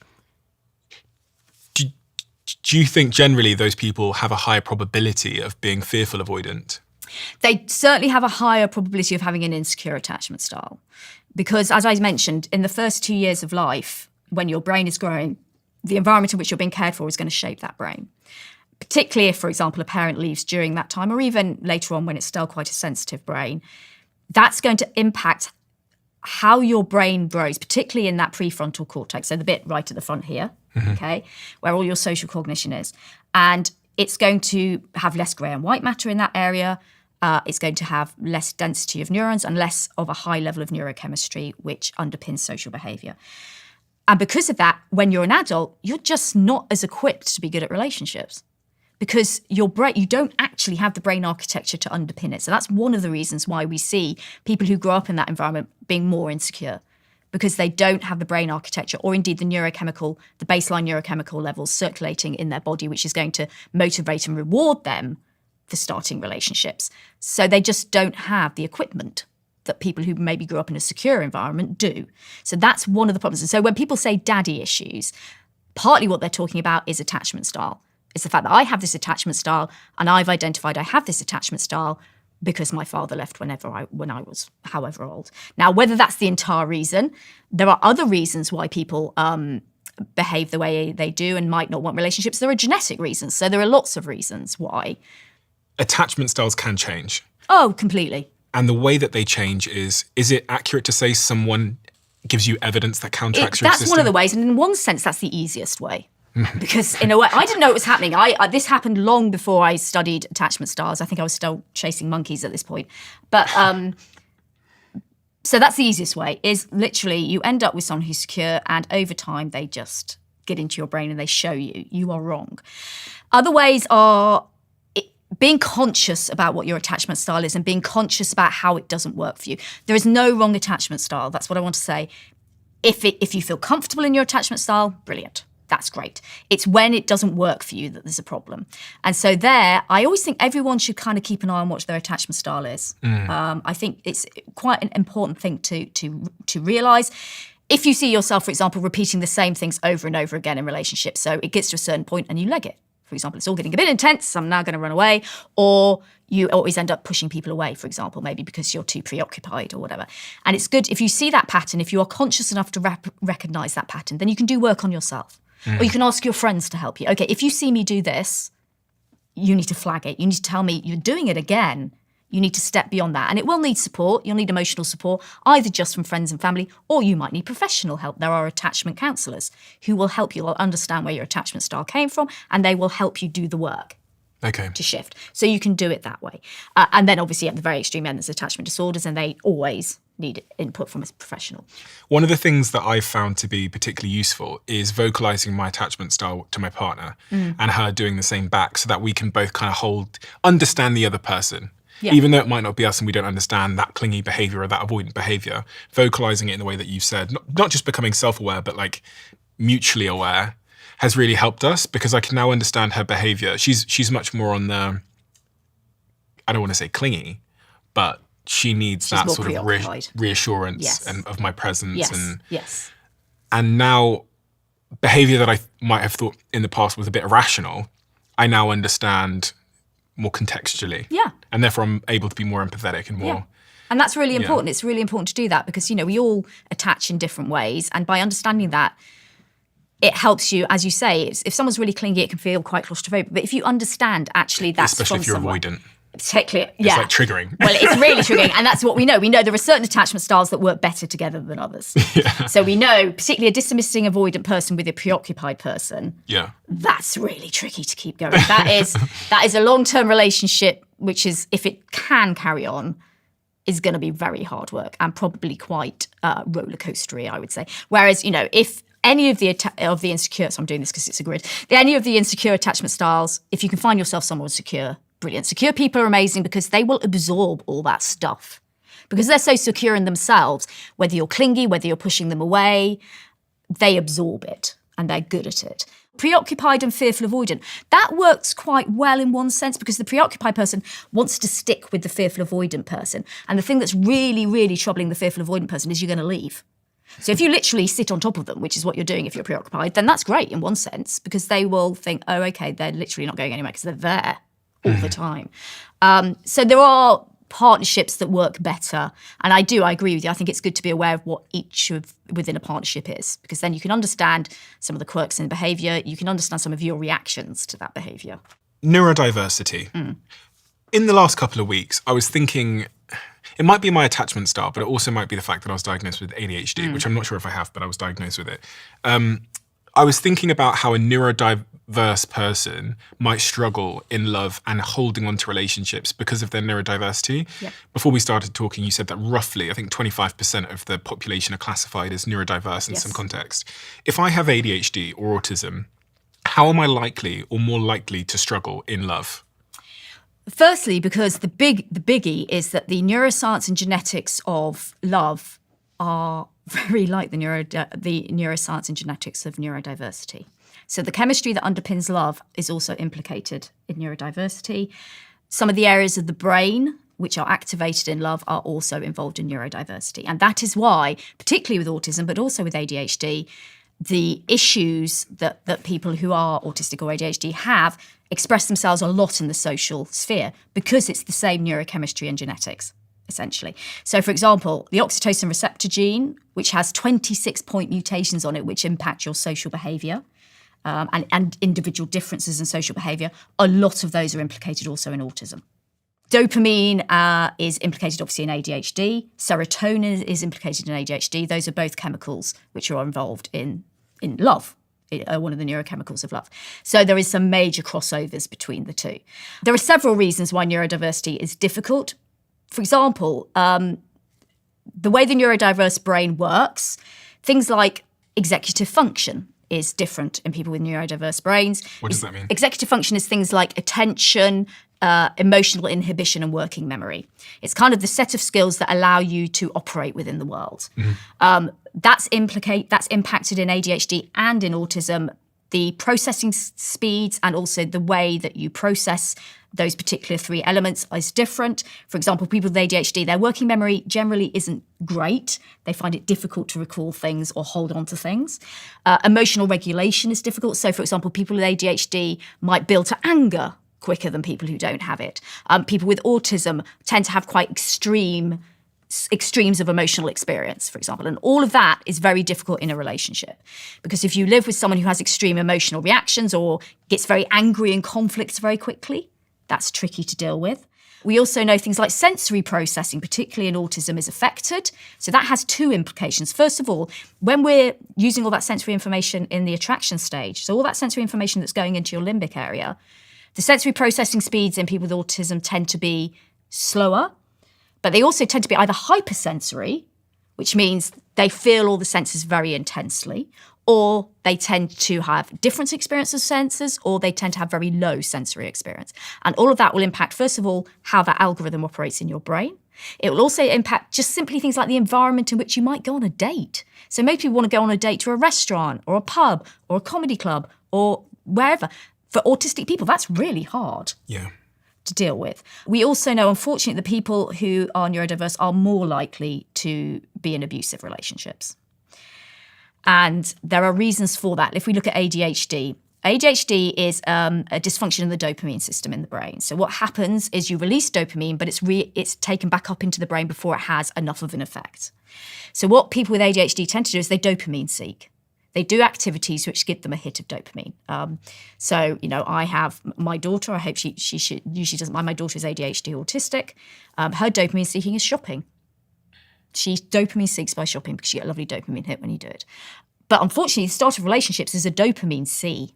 You get lots of lovely dopamine at the start of relationships. So what you'll tend to find with ADHD people is they will go into relationships really quickly without really considering, is this person right for me? So there's that impulsivity that comes with ADHD as well, because they're getting that hit of dopamine at the start.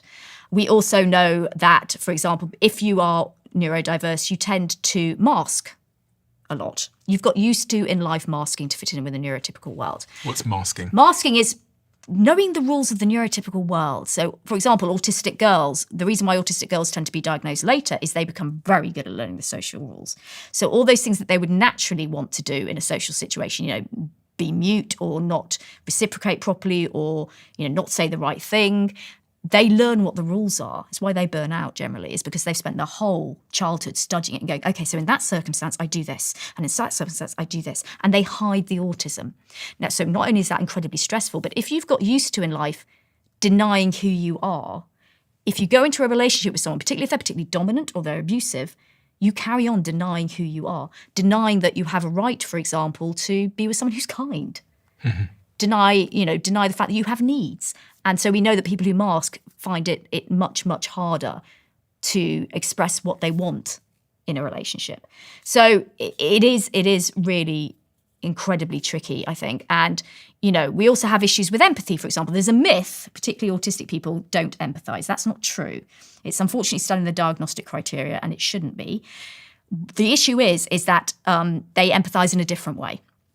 And so either they are actually hyper empaths, which means that they feel the other person's emotions so strongly that they shut down. And so they don't actually respond to the person because they can't cope with the extreme emotional overload they've had.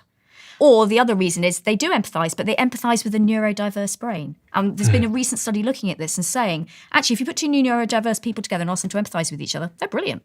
Put two neurotypical people together, ask them to, brilliant.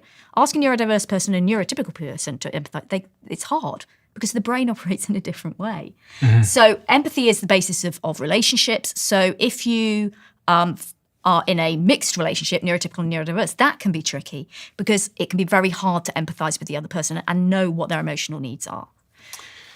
On this point then, if we accept that people with ADHD, I've been diagnosed with ADHD, so everything I say is within that context, have higher impulsivity and they have higher novelty-seeking behaviour, and they have struggles with emotional regulation. Yes. And they have some executive function which is going to impair their ability to think about sort of like the stakes and foresight and all these things.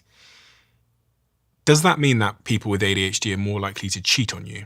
There's actually a study which looked at this in 2015. It suggested that adults with ADHD were more likely to report infidelity than non-ADHD peers. However, the effect size was not overwhelming. Yes. I'm always wary of studies like that because, first of all, if the effect size is not overwhelming, I think we have to be very careful of labelling neurodiverse people as the problem in a relationship. And I'm very aware of that. I do a lot of training on this, particularly for therapists. And I think we need to be aware that all relationships are a interaction between two people. and they will each bring their issues. And I think the labeling of people with neurodiversity as the problem is not on. We all, whether we're neurodiverse or not, have to learn to adapt to the other person, and we have to educate ourselves about how their brain works, attachment, whatever it might be, and therefore I think we need to be careful. I think with ADHD, what we do know is people with ADHD are more likely to have many more short-term relationships because they get bored quite easily. They are also much more likely to undertake risky sexual behaviour. Cheating. Maybe. Because because of the impulsivity. So it might be. I would want to see that study replicated many times before I think we say that's a fundamental issue. And I would also question, if it's got a very small effect size, there's many other reasons why people cheat. So, do you know what? I think in part the reason why I asked that question is because, again, one of my very good friends has struggled in this regard for many, many years. Yes. He's approaching his 40s now. And he's, what part of the relationship is he? Well, it's not necessarily what he struggled with, it's what he loves. He loves, as he says to me, the chase. Yes. He says, I love the chase. Yes. And when you really just love the chase and you maybe don't love the part after it as much, you're not going to have a great relationship. And he got to, I think, about 35, 36 years old, and he was diagnosed with ADHD, and it put the rest of his life in context. And it was, of all the people that I know that have ADHD, most certainly he fits the sort of criteria. And he looked back through his old report cards and he mapped the behavior that he had in relationships. It was very impulsive. Yeah. It was very, very short term. He goes on more dates than anyone I've ever met in my entire life because he loves as he says, the chase. And I thought, maybe there is a link there with his neurodiversity. Obviously, I would say there probably is. He's dopamine seeking. Yeah. Essentially, that's what he's doing, because the early stages, when you get further into a relationship, dopamine takes more of a back seat. And beta endorphin comes in. So beta endorphin is the chemical of long-term love. Dopamine is much more in the background at that point. So we get the major part of our dopamine hits in relationships at the start. And that's probably why he gets to a point where the dopamine starts tailing off, the oxytocin starts to tail off, and beta endorphin starts kicking in. And it becomes less exciting. That's when we move from passionate love to companionate love. And it's just not as exhilarating, maybe. So if you have a brain like that, that's highly dopamine seeking, you're going to theoretically struggle to have long-term relationships. Yeah, and we know that. I recently did a conference which was on women in ADHD, and we had a workshop, and most of the women in that room said, I either don't have relationships or I struggle, or I'm in a long-term relationship, but it is a daily struggle to maintain it because it's so hard to keep your attention on that relationship, to not look for the novelty elsewhere, and also for the other person, particularly if they're neurotypical, to deal with. One woman said to me, I'm always told I'm too much. I'm too much to go out with because of the impulsivity and the rushing around and the lack of attention and the lack of calmness. And the need for spontaneity, I guess. Yeah. What can one do about it? I don't like pushing drugs on anybody. And I think whether you take medication for ADHD is a very personal decision.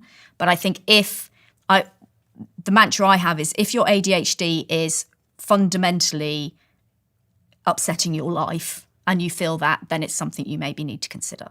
It's very difficult to do just off your own back. It's not a therapy issue. It's not, an attachment issue. It's very likely to be a neurochemical issue. And that's a different thing. I would also say it's also about the people who you go out with. I've spoken to lots of couples which are mixed in terms of neurodiversity and neurotypical.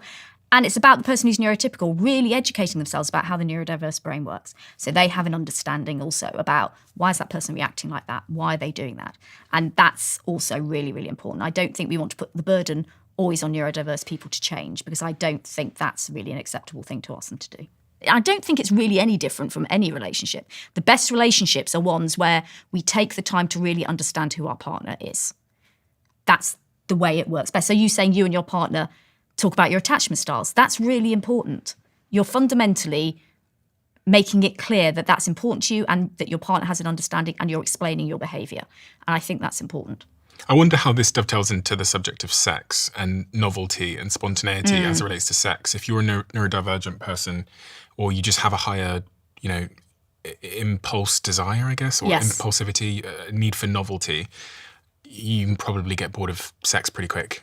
Possibly, yeah. It's not an area I study particularly, but I think, yes, you probably do. And we know that some humans are genetically, neurodivergent or not, some humans are genetically predisposed to like novelty more than others. It's part of one of the dopamine genes. And so some people, yes, they are more likely to seek out novelty and want, for example, yes, a very varied sex life. But, that's something you can have with one individual. You don't necessarily have to go out and, if that individual is willing to go down that route with you, it's not something you necessarily have to seek elsewhere. As it relates to all the work that you do and the future work that you're going to go on to do, what is the most important thing we haven't talked about that maybe we should have talked about, Anne? 2 things. I really, really want to emphasise the body of work which says that your relationships are the biggest factor in your health, your longevity and your well-being. And the reason why I want to emphasise that is because in a world of digital communication, we have become much less good at nurturing our relationships, much less good at inputting into our relationships, maintaining our relationships in the way they should be maintained, which is in person. Mm-hmm. And that has consequences for our health. A wonderful study, the first study of its kind in 2010, there have been many since, by Julie Holt-Lunstad. She did a massive meta-analysis, which is lots and lots of studies coming together, looking at the impact of your social network, your relationships, all those sorts of things on outcomes, health outcomes. Things like the likelihood that you would have poor mental health, the likelihood that you would suffer from certain chronic diseases, the likelihood that you would recover from certain illnesses, or how long it would take you to come back round after having an operation in terms of getting better. And she found, and it's been even more impressive since then, that your relationships are the biggest factor in your health, well-being and longevity. Above all else, from don't smoke, maintain a good weight, do your exercise, eat your vegetables, all those sorts of things. Above all of that, sit your relationships. So when we, in this very health-conscious world where we have lots of health influencers and all that kind of thing, we're still missing that point. And we're still trying to do our relationships efficiently in this busy, busy world. And I understand why. And the tools we've been given to do it are attractive. They're attractive. We love a new shiny thing, humans, and they're great. But what's happened is we've forgotten who we are and how we need to do it. And our brains did not evolve with the shiny screen. Our brains evolved in a world where we all lived very, very close together. And we need to kind of, in a way, go back to that if you want to have that fulfilling life. So I think that's my first point. I think the second one is the role for AI. And you've probably talked about AI in so many different contexts, but AI in our intimate relationships, and I don't mean just sexually intimate, I mean emotionally intimate, so any relationship you have based on love, is something we need to talk about. Because there is work towards, for example, we know about AI chatbots already, and we know that there's going to be a work towards having AI caretakers, for example, people who care for people, or robots who care for people, or even, you could even possibly have a relationship. I'm not talking about sex bots, but I'm talking about a full relationship with a robot. Again, all of these things, we need to understand the implications, and we need to have a conversation now. Because when you unleash these things, if you haven't had that conversation, it's very hard to put them back in the box. And we know already things like chatbots are out there, and I'm not the sort to say something is entirely negative. So chatbots have their place. They've been shown to be really, really good, particularly with people who have social anxiety or people who are, for example, autistic and want to practice being social. They're really good. You're not going to get any criticism from this chatbot. You're not going to get a funny face pulled or make them feel uncomfortable. It's great. You can have a good old practice, and that's brilliant. It's when you replace real human contact. Absolutely. It makes the conversation feel a lot more comfortable and natural. And you can really focus on the chat itself without any distractions. It definitely helps keep the vibe positive. Isn't it crazy how much that's progressed? Yeah, it is. But what scares me about it is that person talking to you there, your brain at the moment, because we haven't advanced enough in AI, and maybe we will, knows that's not human. And because it knows it's not human, it's not releasing any of the positive chemicals that come with social interaction in your brain. And it's those chemicals that underpin your health, your mental health and your physical health. Beta endorphin underpins your immune system. So that's the problem. Your prefrontal cortex at the moment is not recognizing that as human. So it's not going to kick off anything. And that is the problem. Now, maybe a robot, an AI guy would say to me, oh, we'll get there. Okay, if you can get there, great. But at the moment we're not, and we have people who are starting to build really strong attachments to these things. You can build an attachment to a chatbot. It's a parasocial relationship, same as building a relationship to a celebrity you've never met. But you're not getting any of the positive benefits. So have them in their life, have them as part of your social network if you want to, spend time, but do not replace humans with them, or even dogs with them. Care robots scare me because, again, it's about replacing humans in a context which is very, very complicated from a neuroscientific point of view. Care requires empathy. It requires a thing which occurs in very close human relationships, again, underpins our immune system and our health, known as biobehavioral synchrony. So biobehavioral synchrony We won't have it now. I'm really sorry, we're not close enough, but you will have it with your partner. So when you're with your partner, if I were to observe you, your body language and maybe the gestures you use and your vocal tone and maybe the language you use would start kind of matching each other. We all know this from management training. You match people to make them feel close to you. Fine, that's what humans do. It makes us feel close to each other. But if we were to look into your body, you and your partner would have entered that room at different baseline levels of physiological measures, such as your blood pressure, your heart rate, your body temperature, okay? If you sat together and had a chat for 5 minutes, those would all come into synchrony. So your heart rates would synchronize, your body temperature and your blood pressure. And then if we were to look into your brain, 2 things would have happened. First of all, having come into the room again with different activation patterns in your brain, we would look in your brain and your activation patterns would be the same. So you would be perceiving the world in the same way. And finally, if we looked at your neurochemical levels, so we generally look at oxytocin because it's easiest to access. Again, we all have baseline levels of oxytocin. They're different from each other. You would have walked in with different levels. After 5 minutes, they would have synchronized. They would be the same. So what actually happens when you're with someone you're close to develop that bond is you become one organism. You are literally operating as one being. And we think that in a way is the absolute fundamental basis of human close love. And it's the fundamental. And you don't get that at the moment with an AI robot. And I can't imagine it being easy because you need a wet brain and you need a circulatory system. This picture I have here, which talks about the brain and love, what is that showing? That's showing that we can, I'll throw it up on the screen, but yes, it's showing that we can't get the same depth of love as it relates to neuroscience than we can from a human versus like a pet. Yes, so what's happening here? So we've got all the different sorts of love. So we've got romantic love and parental love. Now, these two arguably are the most intense forms of love, okay? That's why you see such amazingly complex areas of the brain lighting up. You've got a lot happening in the core of the brain here. This is the limbic system. And you've got happening neocortically as well in relation to areas related to social behavior, but also things like empathizing, okay? And maintenance and trust and all those sorts of things. Love for a friend is, from a neuroscientific point of view, nearly as complicated as romantic love. But what it doesn't actually have, which is really interesting, is in romantic love, the difference is we actually get some activations which mirror the activations you get if you're on an opiate, that sort of addictive, euphoric sensation. You get that pattern in romantic love. You don't get it in friendship love. You also don't generally get biobehavioral synchrony in friendship unless it's a really close friend. So friendship love is just less intense. It's a love, but it's not as intense. I wouldn't describe this as love for a stranger. What you can see, the reason why I say that is, can you see how little unconscious activation there is? This is the limbic area. But it's the same with the pet. So we're not getting any unconscious, nurturing attachment behaviors, which you wouldn't expect to get with a stranger. With a pet, I'm surprised to look at this, and I don't know where this came from, because other studies have shown that pet love is very like parental love. Oh, really? Yeah. So I don't know which study this is, and I don't know what they looked at or how many people they looked at. So that's interesting.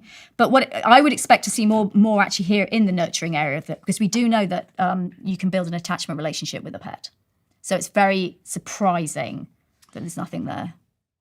The research you have there looked at the differences between friends, loves, pets, strangers. It's from Renee et al. Cerebral Cortex, a 2024 study. Okay. That's interesting. I mean, with science, you sometimes get different answers because you've done different methodology or you've got different populations. We tend to like to see things replicated for them to be confirmed. So I'm a bit surprised by this. Also in my book, I talk about some really good studies that have been done looking at dog-human love. So I'm surprised by that. I'm not surprised that it's got quite a bit of cortical action. I'm really surprised it has nothing in the limbic area, because that's where attachment is. And love for nature, again, this is really interesting because, again, this is the striatum and the amygdala, and this is where human love, like to another sentient being, would be.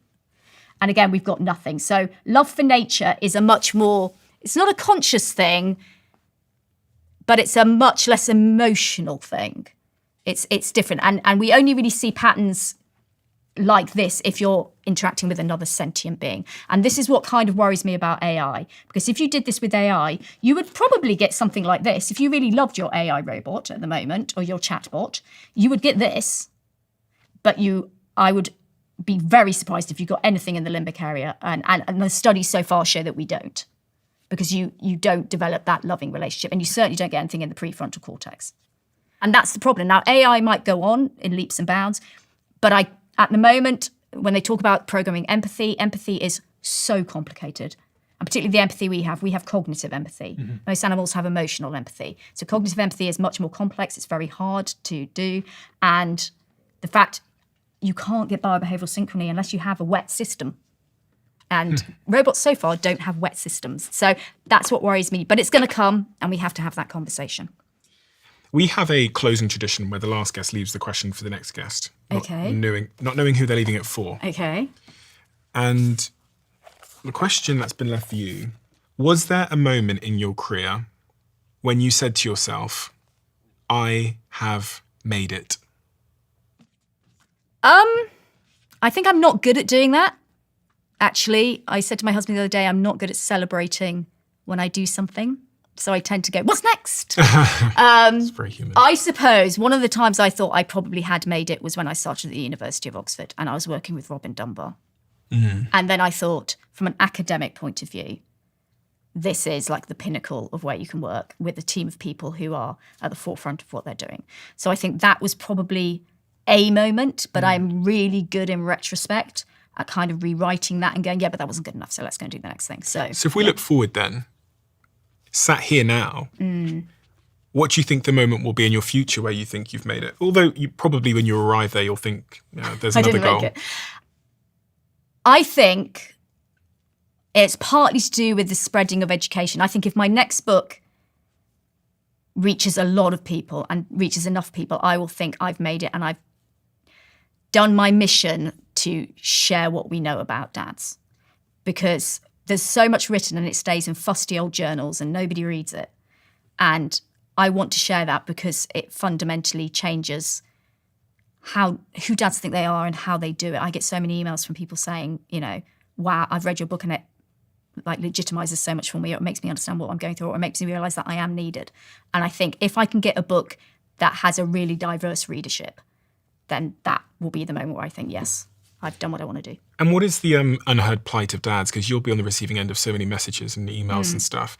What if you could summarize how dads are feeling at the moment and why your work is resonating? How would you summarize, if you were speaking as a dad who represents the average of the dads that contact you, what would those sentences be? It would be, I'm made to feel unimportant. I am made to feel like a secondary parent, like a bag carrier or the person who makes the tea. That's particularly in relation to like birth and antenatal stuff. So it's all about them not feeling like they are important or that they're needed. And they are so wrong. Is the law slightly biased towards... Do you know why I asked that question? I was in a cab the other day and I got in this taxi in London, and the cab driver spent about 30 minutes telling me that he'd been at a march in London for dads and that he had had his child taken off him, I believe. And he proceeded to tell me for the next sort of 20 minutes that the laws are unfair as it relates to dads' right to see and take care of their kids. Yeah. You probably know the laws better than I do, but...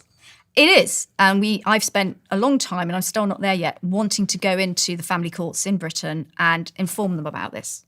Because at the moment, they're operating on outmoded understandings that the primary person a child needs is their mum. And therefore, if there's any possible reason why they don't think dad is appropriate, whatever it might be that dad's living too far away or dad's job doesn't allow for it, they will not stick to the presumption of 50-50 custody, and they will swing it all over in favour of mum, for example. And that is because they do not fundamentally understand how important that father is to that child. And that's because they've not kept up. They're operating on very outmoded, completely culturally based, not evidence-based at all, assumptions about who a father is. So he's right. He's absolutely right. And there are many men who are in that position. I get emailed all the time from men doing it, and all the time from people saying, will you come and be my expert witness, etc. And I can't do it. I don't have time to do it. But yeah, there's a fundamental misunderstanding of how important fathers are. But that's just reflecting a wider cultural problem. Thank you.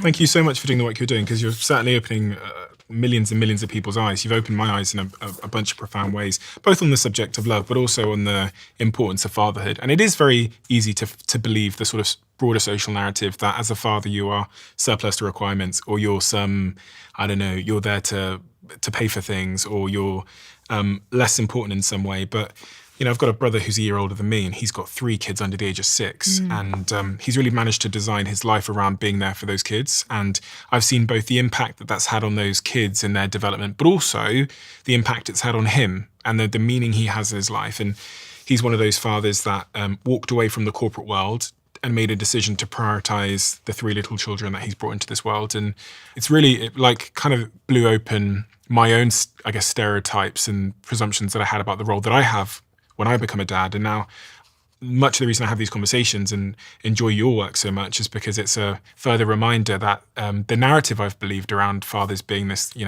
kind of distant being that floats in and out and provides, you blow it open. And you blow it open from a anthropological perspective, an evolutionary perspective, and a neuroscience and biological perspective, which I think is really critical. And I think because of that, there's going to be so many kids that have better development outcomes. And so please do keep doing the work you're doing. And I'm very excited for your upcoming book. Thank you so much. Thank you for being here. Thanks. Really appreciate you. Thank you. Thank you.